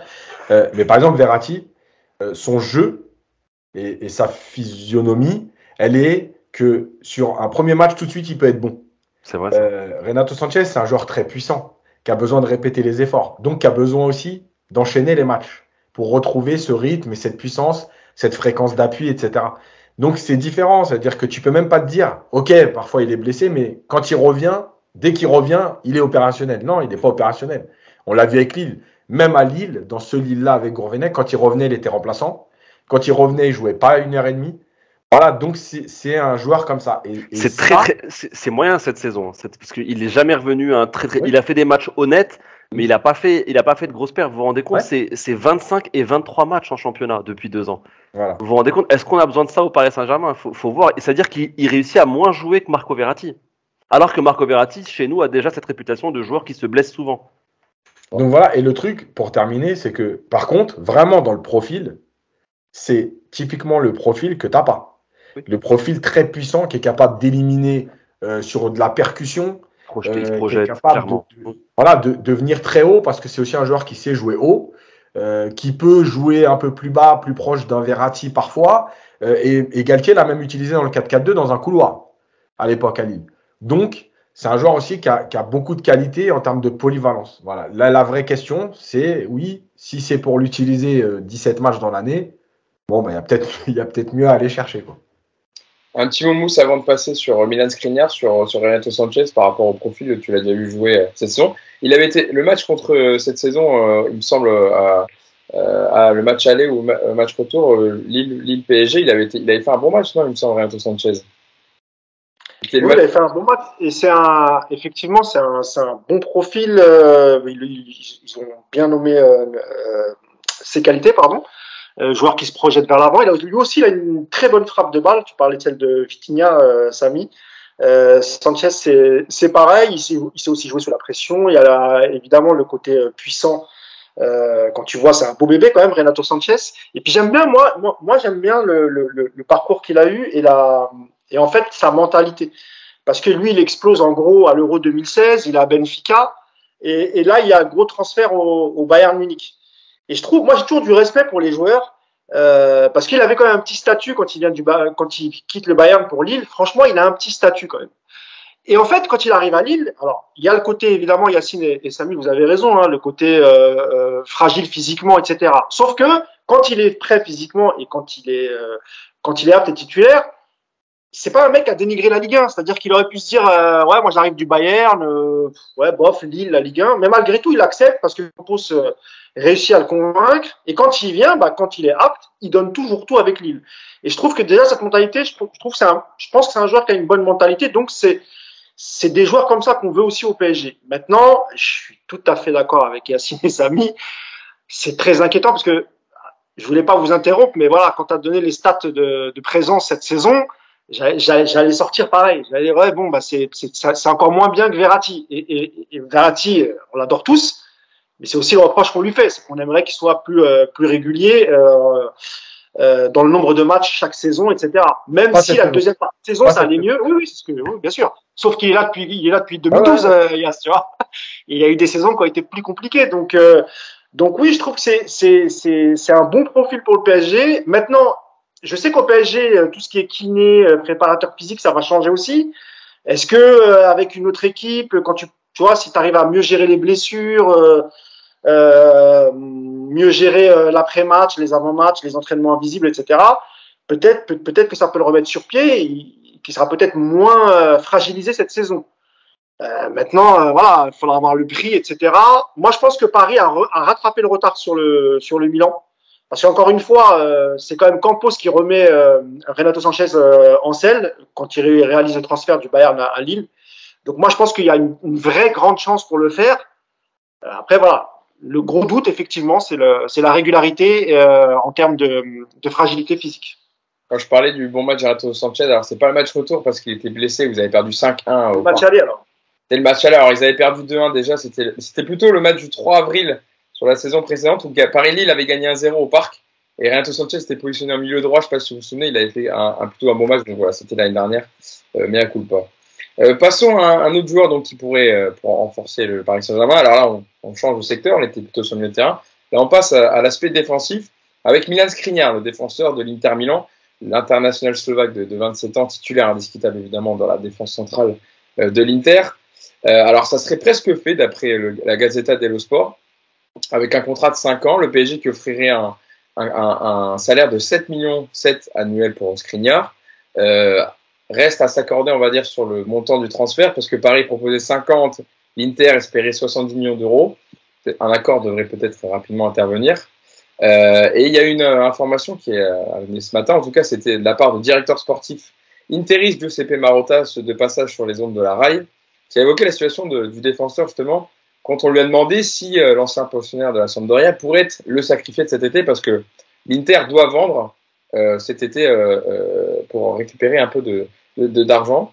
Et la déclaration de Giuseppe Marotta, c'est à mon avis, c'est un marché où il est plus difficile de remplacer un attaquant qu'un défenseur. Nous serons probablement obligés de vendre quelqu'un à ce poste. Nous faisons l'hypothèse d'alternative viable en cas de départ de quelqu'un. Et après, il a évoqué la situation de Bremer, défenseur brésilien du Torino, qui est un joueur qui conviendrait à beaucoup d'équipes au top, et c'est un joueur sur lequel toute notre attention est portée. Donc voilà. Il dit en même temps que la porte pour Skriniar est ouverte et qu'ils ont déjà des solutions pour le remplacer au cas où. Et Hugo, il y a un détail important aussi. On sait tous que l'Inter cherche à faire revenir Lukaku et pour l'instant, ils ne peuvent que l'avoir en prêt payant. Mais c'est un prêt payant qui, quand tu vois les chiffres, c'est quasiment un transfert d'un joueur lambda. On parle de 10-15 millions pour une année de prêt. Et donc, je pense que dans le calcul de l'Inter, c'est aussi pour ça qu'ils sont un peu gourmands avec Skriniar. Il faut qu'il récupère de l'argent parce que tu auras le salaire de Lukaku à peut-être prendre en charge, plus payer le prêt. Et aujourd'hui, les joueurs qui ont de la valeur, t'as Barella, je pense pas qu'ils s'en sépareront parce que le niveau de l'équipe il va encore chuter. T'as Skriniar, t'as Lautaro Martinez, mais bon, il y a aucun intérêt de se séparer de Lautaro Martinez si en plus Lukaku revient. On sait que le duo marchait bien. Donc voilà, c'est pour ça aussi que Paris peut-être ses chances. C'est ça, et surtout parce que l'Inter a besoin de vendre toujours parce qu'ils ont un peu de galère financière. Samy, c'est vrai qu'en plus, Milan Skriniar, on parle d'un défenseur qui est devenu l'un des meilleurs défenseurs du championnat italien et cité un des meilleurs défenseurs d'Europe par son caractère affirmé, son leadership, également un physique très imposant dans les duels et bonne lecture du jeu, très imposant aussi dans les duels aériens et aussi qui met des buts de temps en temps sur corner. Il a tout du défenseur quand même complet. Alors, il a plutôt été utilisé dans une défense à 3 avec l'Inter Milan. Donc, on sait qu'au Paris Saint-Germain, on milite souvent, notamment nous dans le podcast, pour que Paris, en fonction au vu des profils qu'il y a dans l'effectif, joue avec une défense à 3 avec des pistons. Skriniar, dans une défense à 3, elle serait parfait, Samy. Oui, en plus, c'est un profil qu'on n'a pas eu depuis très longtemps au Paris Saint-Germain, si on y repense bien. Ce type de défenseur central très costaud sur l'homme, très grand, très puissant physiquement, dominateur sur le secteur aérien, qui se débrouille parce que bon, il a une bonne relance, mais encore une fois, attention, il n'a pas la meilleure relance du monde, mais bonne relance, tu vois, on n'a pas ce profil-là. Au final, si on regarde avec Marquinhos, Kimpembe, même si Kimpembe est plus dans ce type-là, mais il n'a pas la morphologie. On avait eu Alex, Samy. Alex, ce que j'allais dire, c'est que le dernier, ça fait une dizaine d'années, c'était Alex, dans ce type Golgoth. C'est un peu, on va dire, c'est un peu les défenseurs centraux à l'ancienne. Quand on voit maintenant ce qui peut popper, si tu mets Eric Garcia à côté de Skriniar, tu vois flou, tu vois, alors que... T'as quand même été chercher Eric Garcia, quoi, qui est même pas titulaire avec le Barça. Oui, bah, il est titulaire avec l'équipe d'Espagne, donc ça reste quand même un joueur qui est actuellement sur la planète football. Mais voilà, en gros, pour te dire que maintenant, t'as des profils... Bah, Jules Koundé, par exemple, je peux aller plus proche, tu vois. Tu mets Jules Koundé à côté de Skriniar, ce sont vraiment...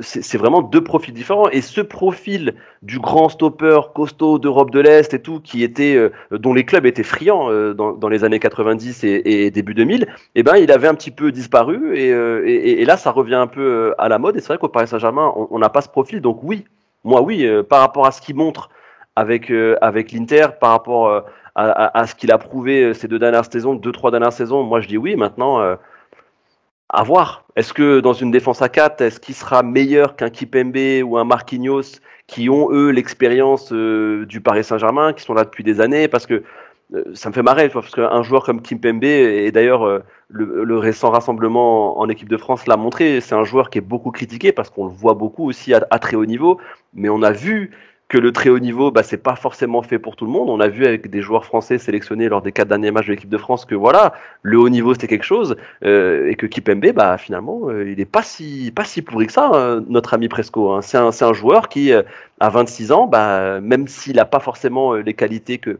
tout le monde voudrait lui donner, bah c'est un joueur qui t'offre des certitudes à très très haut niveau, et je suis pas sûr que dans une défense à 4, notre ami Skriniar, il double Marquinhos ou Kimpembe dans les matchs qui comptent. Donc à voir, mais oui, je le prends. Maintenant, à 70 millions, 70 ou 80 millions pour un joueur qui n'est même pas sûr d'être titulaire, ça fait un peu cher, si on part pas sur une défense à 3. Hein. Je pense quand même, alors je vais te lancer Yacine sur le profil de Skriniar, et je pense que ceux qui vont nous écouter vont nous dire Skriniar, il doit être titulaire tous les jours s'il arrive au Paris Saint-Germain. Je pense, Yacine, non? On se rappelle.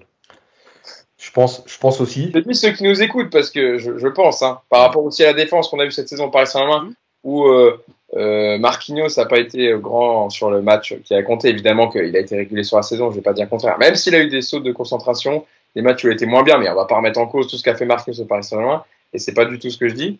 Mais Skriniar a des références européennes avec l'Inter, Yas, qui sont quand même d'un sacré niveau.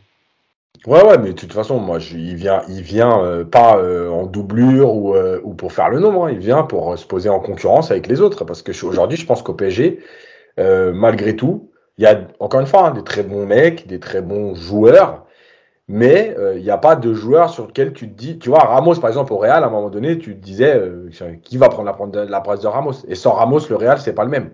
Voilà, au PSG, je suis désolé, il n'y a pas ça.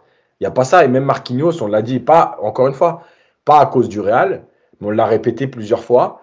Il manque à un moment donné de charisme, de leadership et un défenseur. Voilà, ce que disait Samy, c'était intéressant parce que, en fait, moi je pense aussi qu'aujourd'hui, il y a trop de masturbation intellectuelle sur les défenseurs. Tu sais, il faut que ce soit des numéros 10, machin. Et écoute, le bon défenseur qui t'envoie 2-3 taquets quand ça commence à être chaud, mais c'est important. Rappelez-vous quand même que la Juve et l'équipe d'Italie, Elle fait son histoire avec Chiellini. Non, mais Chiellini, je veux dire, c'est quand même pas le plus beau joueur qui existait sur la planète foot. C'est pas le plus beau relanceur du monde.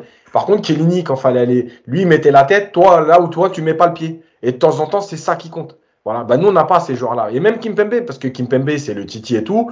Il est capable dans les duels, mais c'est pas de la méchanceté. Tu vois?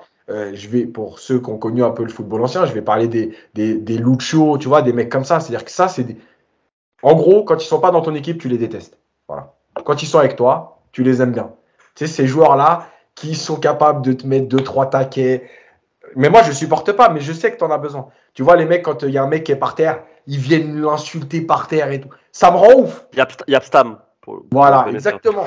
Ça Carlos Moser qui est encore plus vieux. Aussi. Oh, c'est un méchant, lui. Oui. Non, mais voilà. Donc, tu sais, c'est ces joueurs-là que je redis, quand ils sont pas dans ton équipe, tu les détestes. C'est pas le football que t'aimes. Mais Ramos, à ce côté-là, Yacine aussi. Ouais, exactement. Comme c'est un joueur élégant, c'est vrai que c'est un bon joueur et tout. Il a clairement. Il a ce côté-là. Voilà. Bah oui. Voilà, exactement. Et ça, à un moment donné, tu en as besoin parce que c'est aussi des messages que tu envoies à l'adversaire. Venez pas par là, parce qu'on n'est pas là pour être gentil, on n'est pas là pour faire des cadeaux. On va vous rentrer dedans. Voilà. Et je pense que Skriniar est là, ce côté-là, avec sa masse musculaire, avec son état d'esprit.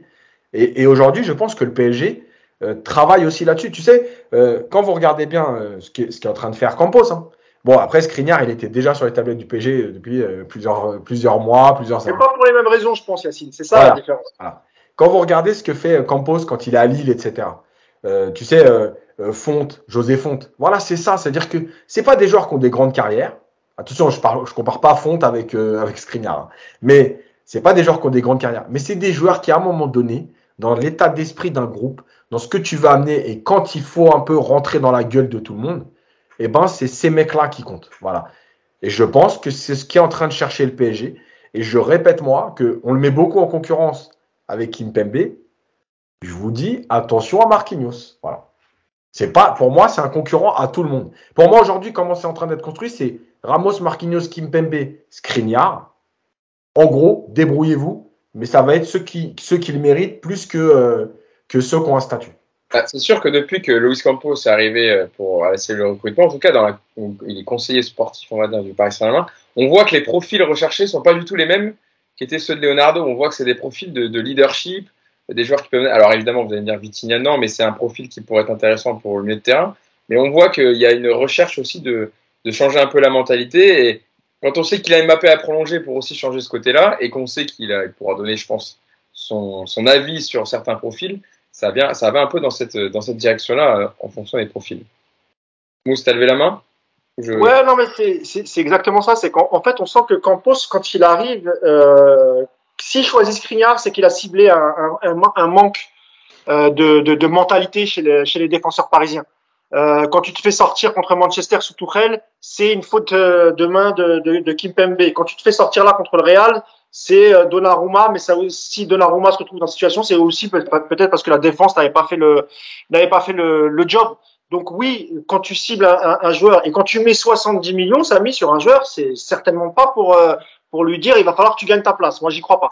Mais j'ai pas dit ça. J'ai pas dit ça. Non, mais quand tu m'as dit, je te dis juste que dans une défense à 4, il va pas forcément jouer titulaire. Bah oui, moi j'en suis convaincu. Si on reste à 4, parce qu'en alors fait, laisse-moi finir.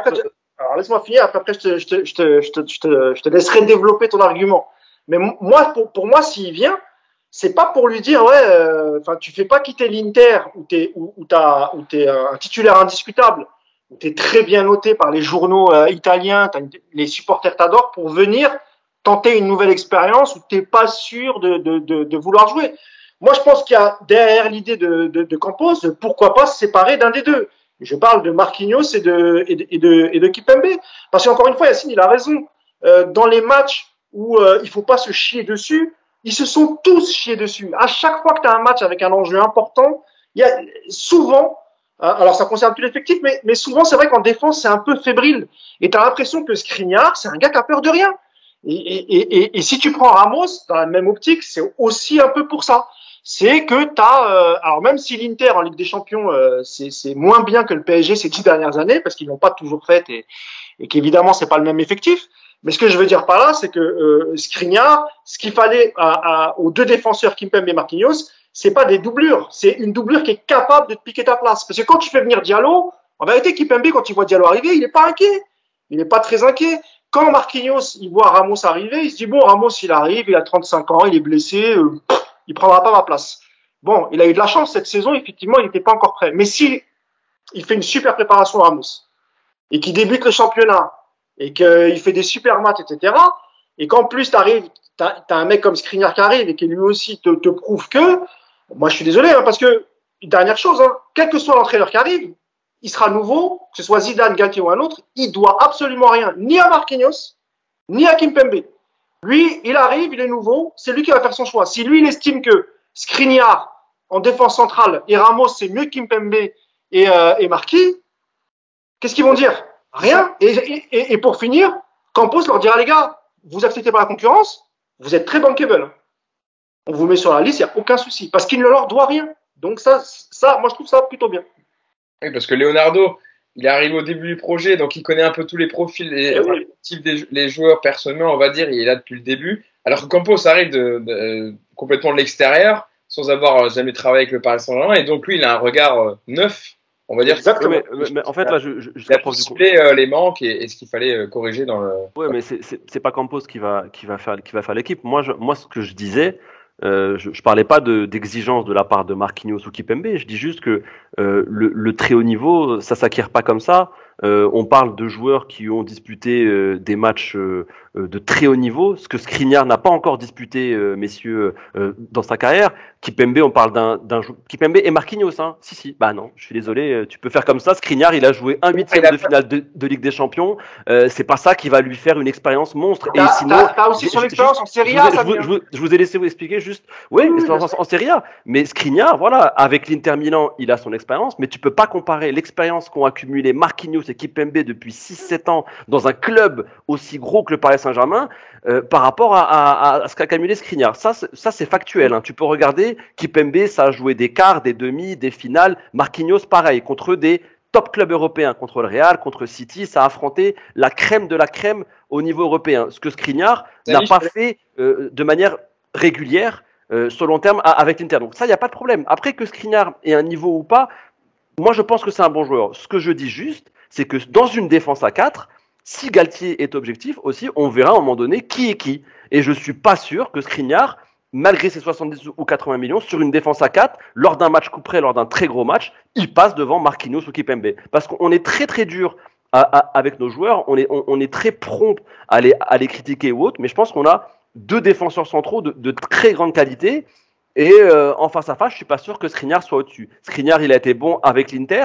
Je suis même pas sûr que Skriniar, une fois arrivé en Ligue 1, il ait la même rayonnance. Parce que ça s'est déjà vu de très bons joueurs qui arrivent. La Ligue 1, ça peut surprendre des gens. C'est physique, c'est que des Golgoth, que ce soit du défenseur jusqu'à l'attaquant adverse, c'est que des mecs d'1m85. C'est beaucoup plus rapide, il y a un rythme et une intensité beaucoup plus forte qu'en Serie A. Attention, juste attention. Parfois, on a des joueurs en tête. Certes, il est très bon avec l'Inter, il n'y a pas de souci. Attendons de voir. Je suis pas sûr aujourd'hui que Skriniar, sur une défense à 4, il parte forcément titulaire. Non, mais ça, ce que tu dis, Samy, et après je donne la parole, c'est valable aussi pour Vitinha. Hein. Il arrive en Ligue 1, ça peut foirer parce que c'est la Ligue 1 et tout. Ça, c'est valable pour tout le monde, Samy. Je vous laisse terminer le débat sur lui. Je voulais juste vous dire. C'est pas la même concurrence au milieu aussi. Hein. Pour ça aussi, vite. Oui, bien sûr, évidemment. Je voulais pas te couper dans ton argumentaire, Samy, mais juste, il faut que j'aille chercher mon chargeur d'ordi parce que sinon il va s'éteindre. Donc, je sais pas qui veut reprendre le débat le temps que je vais chercher mon chargeur. Et Yacine, tu veux compléter sur ce que disait Samy. Après, on passera à la prolongation de Leandro Paredes et on terminera avec l'affaire entre Le Gret et Mbappé.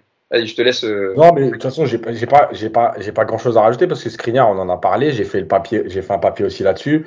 Pour moi, le truc, c'est que moi, je continue de penser que c'est vraiment l'idée de dire on va ramener parce que Samy, tu dis l'expérience. Mais moi aussi, je peux te dire que 5 fois sur 7, le PSG a explosé et que notre défense, elle a fait partie des joueurs qui ont craqué. Donc c'est bien beau l'expérience, mais ça leur a pas servi à grand chose à Madrid, ça leur a pas servi à grand chose contre Manchester, ça leur a pas servi à grand chose. Donc mais surtout Yacine, t'as raison là-dessus, et surtout Yacine, il faut à un moment aussi, tu peux pas garder des joueurs 6-7 ans, des joueurs, je l'ai déjà dit, hein, et pourtant, Dieu sait Samy, qu'on a toujours encensé Marquinhos. On a même dit que c'était scandaleux souvent dans les classements en fin de saison, classement mondial. On voyait pas Marquinhos nommé dans les défenses centrales et on trouvait ça scandaleux. Donc c'est pas nous. on va pas jeter le bébé avec l'eau du bain, comme on dit. Évidemment, Marquinhos, on sait que c'est un très bon défenseur central. Maintenant, il est là depuis 2013, Samy. 2013, on est en 2022, c'est quasiment 10 ans. Il y a un moment où on a l'impression que les mecs ils sont dans un tel confort. Oui. Mais ça, il n'y a aucun souci. Mais peut-être que ça va les pousser, justement. Voilà, c'est pour ça que je te dis que Campos, selon moi, lui, il leur doit rien.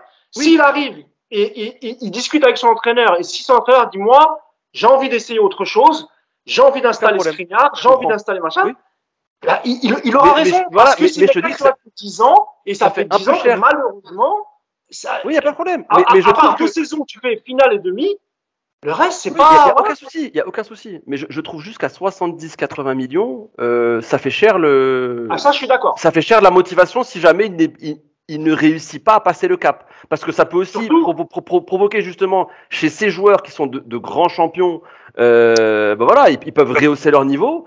Et ce serait dommage que tu les stimules pour 70-80 millions, ça fait un peu cher. C'est juste ça.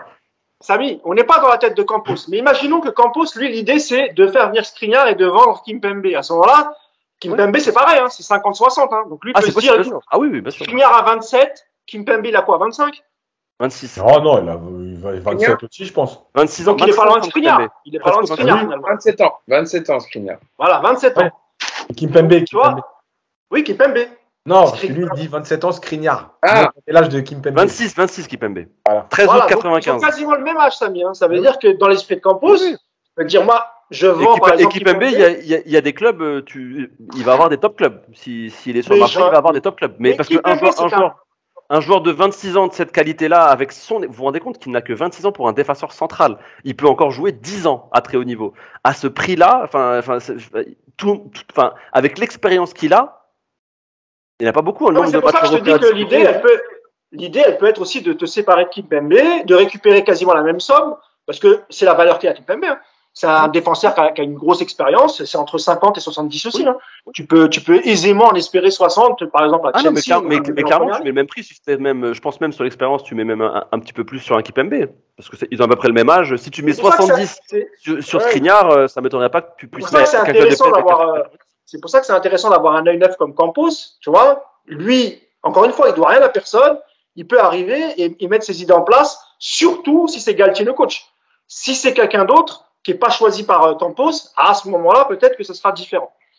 Bon, je pense qu'on a été très complet. Je ne pensais pas que ça déchaînerait autant les foules sur le podcast, ce débat sur Milan Skriniar, mais c'est très bien. Ça montre plusieurs avis différents. Ça se trouve, on aura ça aussi dans les commentaires, des avis un peu différents comme celui de Samy ou celui de Yacine et Mousse. Donc voilà, toujours très très intéressant ce débat sur une possible donc arrivée du défenseur de l'Inter, Milan Skriniar, à suivre.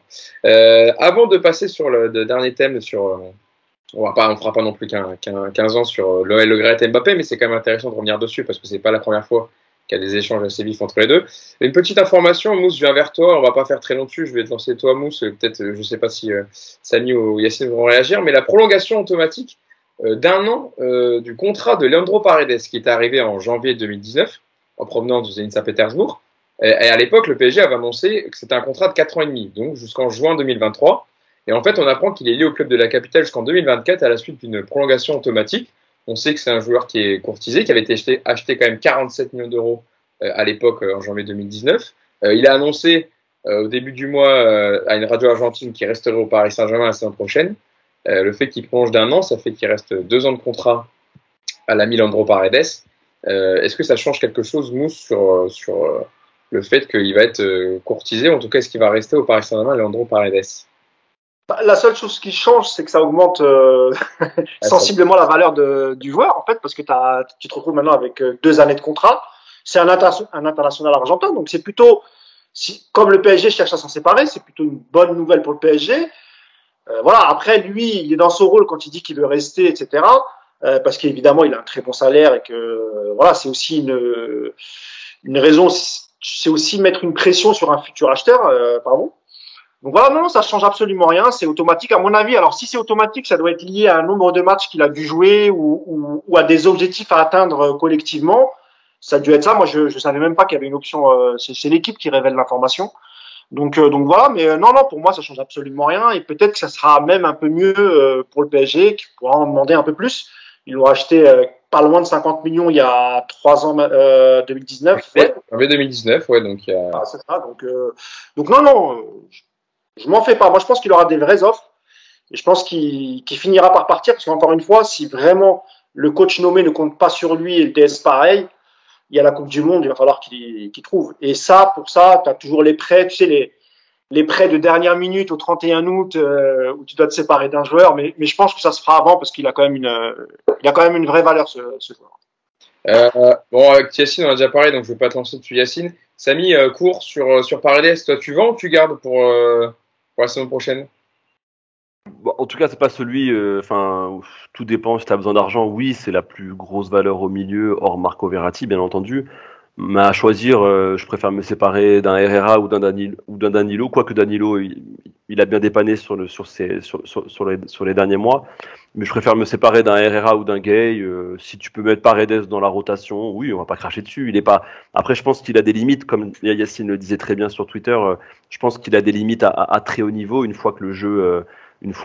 Si le rythme du jeu s'intensifie, je pense que là il a des limites, c'est pas forcément son style de jeu, mais pourquoi pas en backup. Après ça fait un peu cher, mais bon, à Paris on aime bien les choses chères, mais en backup sur des matchs de Ligue 1, on va pas cracher dessus quand même. Il a certaines qualités, c'est un joueur élégant, c'est un joueur qui a une bonne qualité de passe, que ce soit passe longue, passe courte, il pourra toujours servir.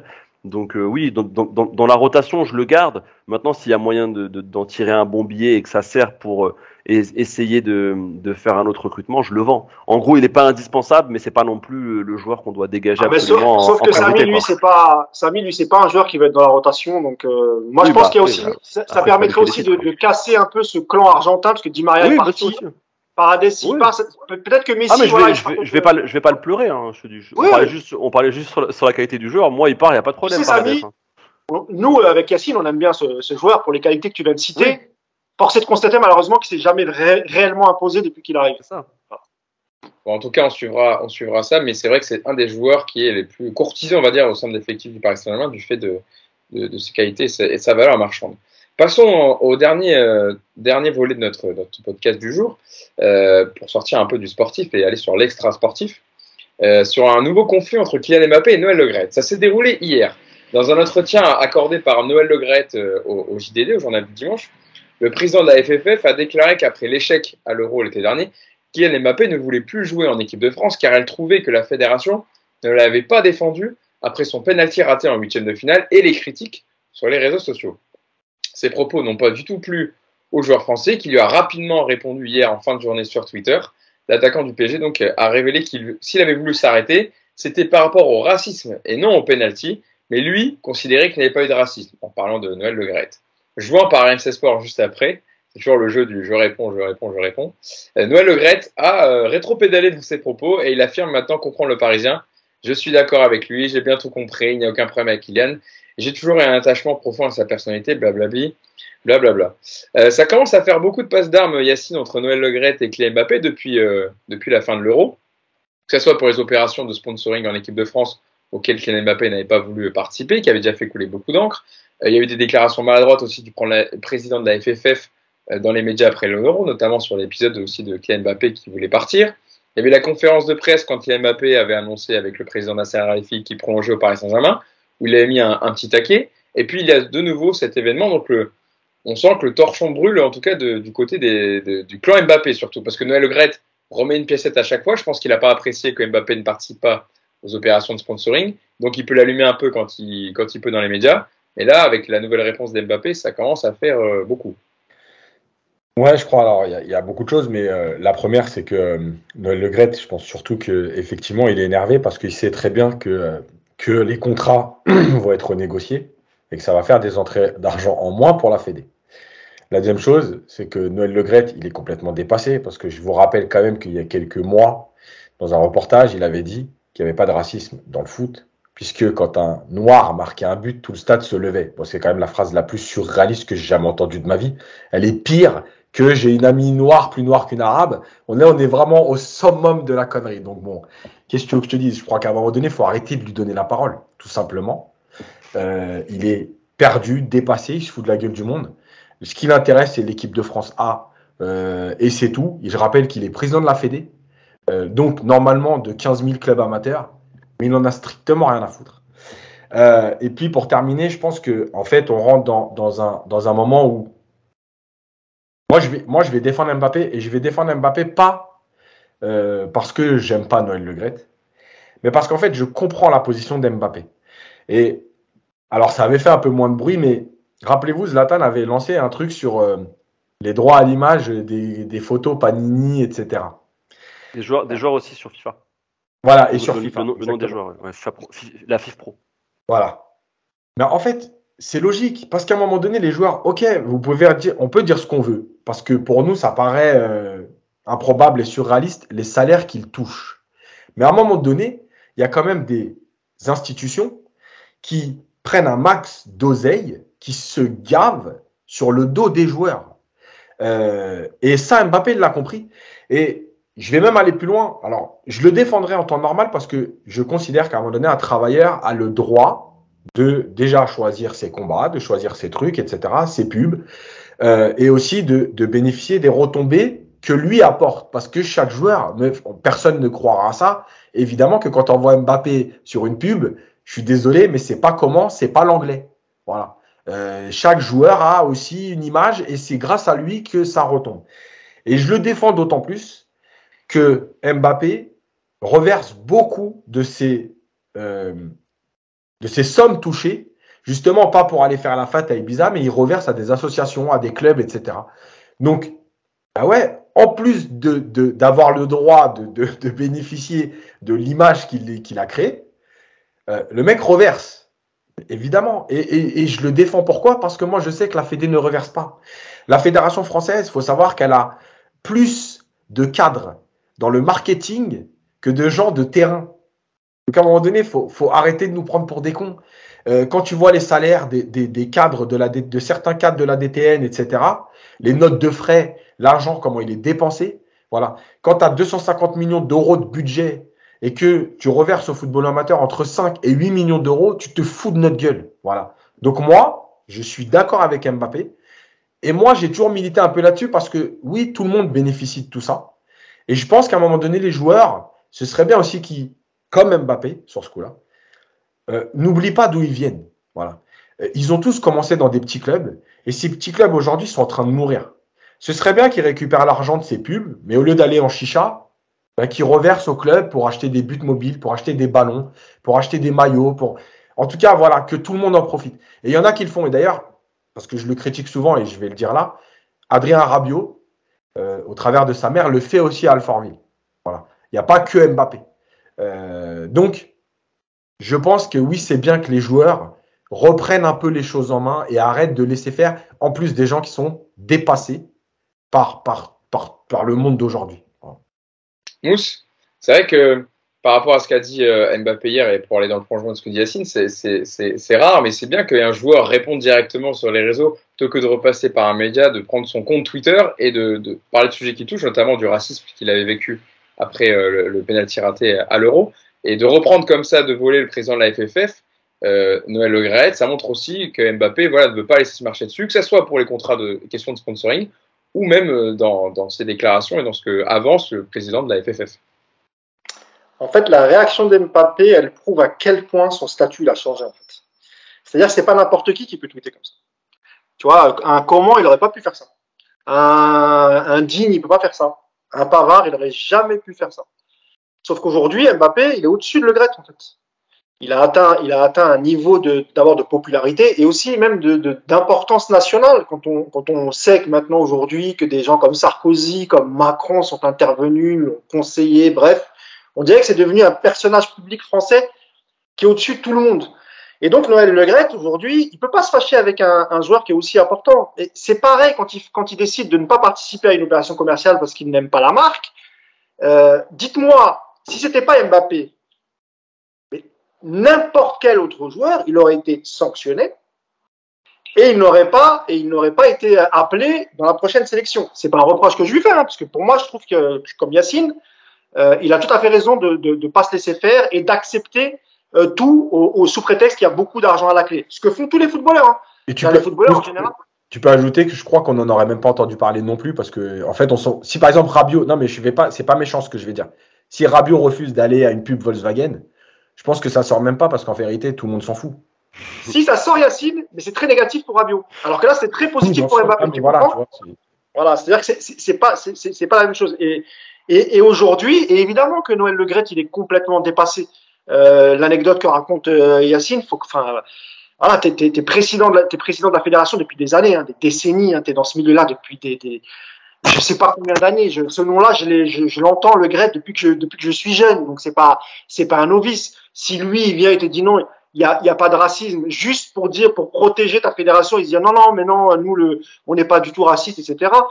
Évidemment. Et moi, je pense que le fait que Mbappé n'a pas été suffisamment défendu et protégé après l'élimination en l'Euro, et notamment les attaques racistes qu'il a subies sur les réseaux, et moi je pense qu'il l'a en travers la gorge. Et je sais pas comment ils vont cohabiter, parce que je sais pas jusqu'où va le mandat de Le Graët, si c'est jusqu'à la Coupe du Monde et après c'est fini. Mais Euro 2024, je crois. Voilà, donc t'imagines jusqu'à 2024. Moi, j'ai l'impression qu'à un moment, il va faire comme il a fait au PSG. Voilà, il va réclamer des choses indirectement, peut-être le départ un changement de présidence, etc. Ou bien c'est lui qui va imposer ses choix, parce que aujourd'hui c'est le joueur le plus important de l'équipe de France, et c'est peut-être lui qui va dicter le timing, le choix des sponsors, etc. Et que les autres joueurs n'auront pas d'autre choix que de suivre. Samy, c'est vrai que pour aller dans le prolongement de ce que dit Mousse, c'est là qu'on voit la dimension qu'a pris Mbappé sur la scène nationale et même internationale. Sur le fait qu'il n'y a pas beaucoup de joueurs qui peuvent se permettre de répondre comme ça, de prendre de voler le président de la FFF, qui est le patron de l'équipe de France quand même, parce qu'on sait l'importance qu'il a, et que Noël Le Graët ne peut rien dire puisque c'est le meilleur joueur du monde actuellement, et que tu peux pas le virer de l'équipe de France, donc peu importe ce qu'il dit, tu es obligé surtout que Mbappé, on le sait, a raison dans le fond plus dans ce qu'il dit, on le sait, et donc ça rajoute aussi du poids à ce que dit Kylian Mbappé. Ouais, après même il n'y a pas beaucoup de joueurs dans le monde. On parle du meilleur joueur du monde, on parle du meilleur joueur du monde, du sport le plus populaire sur la planète. Donc forcément, ça vous place un personnage. Tu l'as très bien dit. Maintenant, il a une aura qui dépasse même les frontières françaises. C'est une star aussi outre-Manche, c'est une star en Asie, c'est une star en Afrique, de par en plus ses origines africaines multiples. Et puis je pense que ça va augmenter encore de plus en plus. Je pense qu'il va atteindre l'aura, en tout cas médiatique, d'un Messi et d'un Ronaldo dans les années futures. Ça se voit déjà sur ses réseaux sociaux. Enfin, on possède comme a pu l'être Jordan, LeBron James pour les États-Unis, ou Schumacher pour la F1, etc., ou Federer pour le tennis. On possède une icône du sport qui est encore toute jeune, mais qui a très bien compris ce qu'il était. Je pense que ça forme, tu l'as dit Mousse, de parler avec le président de la France, de parler d'avoir accès à tout, quoi. Tu peux parler à qui tu veux. Aujourd'hui, Kylian Mbappé, je suis pas sûr qu'il y ait quelqu'un qui va refuser de parler avec lui, parce que c'est toujours bon de s'associer à son image, parce qu'il a une très belle image. Donc aujourd'hui, il peut se permettre ça, et je pense que, alors je sais pas s'il continuera, mais bon, si en fait il continuera, je suis sûr qu'il continuera, mais à un moment donné, je pense que, est-ce qu'il le fera avec tout le monde? Est-ce que c'est spécifiquement pour Le Graët qu'on a pointé pour son incompétence sur certains sujets? Ça, c'est bien. Maintenant, il faudra juste faire attention à ce que ça déborde pas non plus. Si Le Graët est remplacé, que ça déborde pas non plus sur tout, en fait. Parce que là, par contre, ça pourrait devenir problématique. Parce que c'est quand même bien aussi d'avoir une hiérarchie, d'avoir des gens aussi au-dessus de toi qui sont aussi faits pour gérer, pour diriger. Lui, ça reste un footballeur, donc il faudrait pas. Là, c'est bien en fait quand ça vaut le coup, puisqu'on l'a dit, on connaît Le Graët, on sait aussi que sur ces sujets-là, il a pas été très fort. Mais il faudrait pas, je trouve que pas qu'ils prennent la grosse tête, mais qu'ils se disent intouchables, et que si Le Graët est remplacé, qu'il fasse ça avec le prochain président de la Fédération française de football, avec les présidents de ses clubs. Ce serait dommage. Moi, je pense que ce serait dommageable à ce niveau-là si ça partait vraiment trop loin. Aujourd'hui, c'est nécessaire, mais faudrait quand même que ça reste cadré, parce qu'au final, ça reste un acteur de ce sport et ça reste un joueur de foot. Et quand même, ce qu'on veut et ce qu'on préfère, c'est qu'il soit bon sur le terrain, que sa voix porte sur le terrain. Alors j'entendais beaucoup de gens hier par rapport à ces déclarations, et je te lance dessus, Yacine, c'est quand même, il dénonce des faits de racisme dont il a été victime. Donc peu importe l'aura du joueur, tous les joueurs doivent pouvoir relayer ça et le dire quand ils ont été victimes de ça. Donc c'est pour le message en tout cas de Kylian Mbappé, n'importe quel joueur devrait pouvoir le dénoncer quand c'est le cas. Voilà, Yacine. Mais je pense que ça, déjà, il n'a pas apprécié que Noël Le Graët n'en parle pas. Oui. Voilà. Et ça, c'est important parce qu'il le cite. Et en fait, déjà, il dévoile une conversation. Et en plus, il dit pas toutes les choses. Donc, Oui. c'est logique qu'il réagisse.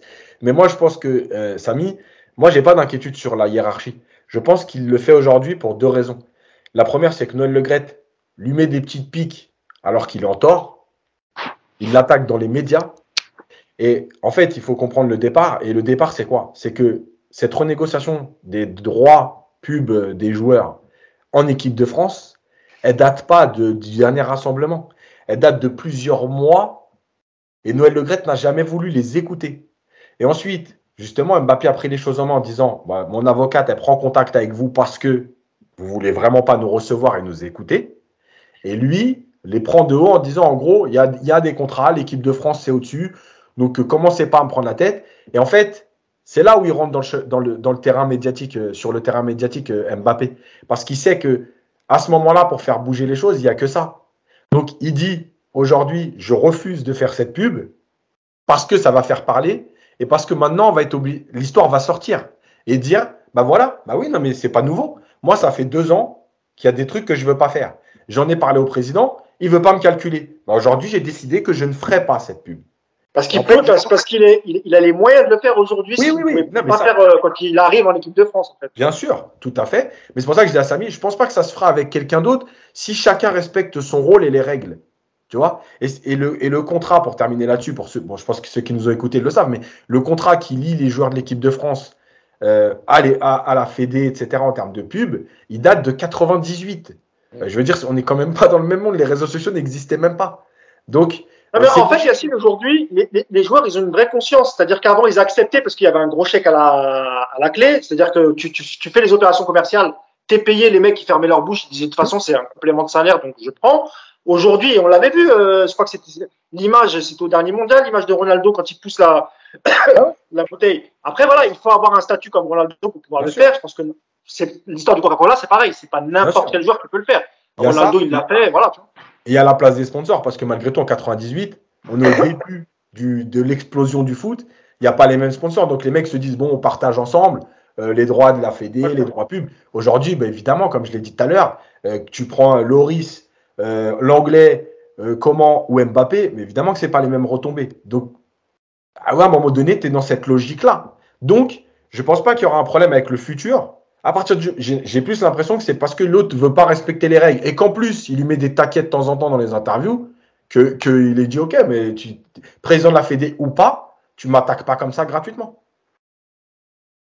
Qu'on pouvait dire sur cette histoire, et en tout cas entre Kylian Mbappé et Noël Le Graët à suivre, parce qu'évidemment ça va forcément bouger par rapport on parlait le contrat qui lie les joueurs aux marques et aux sponsors et aux opérations commerciales, et puis aussi quid de la Coupe du Monde, parce que voilà, on sait quand même qu'il faudra une certaine unité avant de jouer cette Coupe du Monde, et que les dossiers soient réglés en amont, parce que ils en parlent quand même déjà depuis la fin de l'Euro, enfin en tout cas depuis ce que Mbappé a dit, et il n'a pas voulu faire lors du dernier rassemblement, c'était en mars il me semble, sur les OP commerciales. Et il faudra que ça soit réglé avant la Coupe du Monde pour que les joueurs et quand même tout le groupe soient focus sur l'objectif de gagner, de remporter cette Coupe du Monde. Et ben voilà, je pense qu'on a été complet sur les infos qu'on pouvait développer dans ce 183e numéro du podcast Enjeu Capital. Je voulais vous remercier déjà les 3 qui ont été avec moi, Mousse, Samy, et on le remercie encore une fois d'avoir été avec nous, qui a été excellent comme d'habitude, et Yacine évidemment, lui, merci à toi, très bon. Ça a été excellent, et puis on se donne rendez-vous pour un prochain podcast la semaine prochaine. On espère d'ici là, parce que on parle dans les podcasts de rumeurs, etc., de joueurs qui peuvent arriver, mais pour l'instant, pas d'officialisation, donc on espère avoir quand même une officialisation dans le prochain podcast. Avant le 6 août. Entraîneur ou joueur? Non, avant le 6 août, normalement, c'est bon. Parce que la première journée, le 6 août. Juste une chose pour Samy, parce que tout à l'heure tu parlais des joueurs qui représentaient leur pays. Tu disais LeBron James pour les États-Unis, Mbappé pour la France, et tu cites pas Hicham El Guerrouj pour le Maroc. Tu me déçois beaucoup. Si, c'est vrai. Hicham, on pense à toi. Merci. Voilà, merci bien. Hicham. On remercie aussi les gens qui commentent régulièrement, parce qu'on peut pas remercier.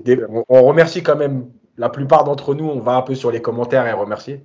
Ça permet de le faire à tout le monde, parce que le podcast marche bien, il est attendu chaque semaine. Et toujours bienveillant. Aussi parce que c'est grâce à eux, quoi. Toujours bienveillant, les gens. Et bien sûr, évidemment, on fait ce podcast aussi pour eux, parce qu'on sait qu'on est très suivi, et Et on essaie de répondre à tout le monde quand même. Hein. Franchement, on est quand même, faut le dire, Mousse, Yacine et même Samy quand on le fait, on essaie d'aller répondre et dialoguer tout le temps avec les gens en dessous. Évidemment, on ne peut pas le faire parce qu'on a plus de 300 commentaires à chaque fois. On vous remercie d'avoir tout ça, mais évidemment, et likez le podcast si le contenu vous a plu. Et on est très heureux d'avoir vos retours et de pouvoir dialoguer avec vous sur l'actualité du Paris Saint-Germain. Merci à vous trois, merci à tous les gens qui nous suivent.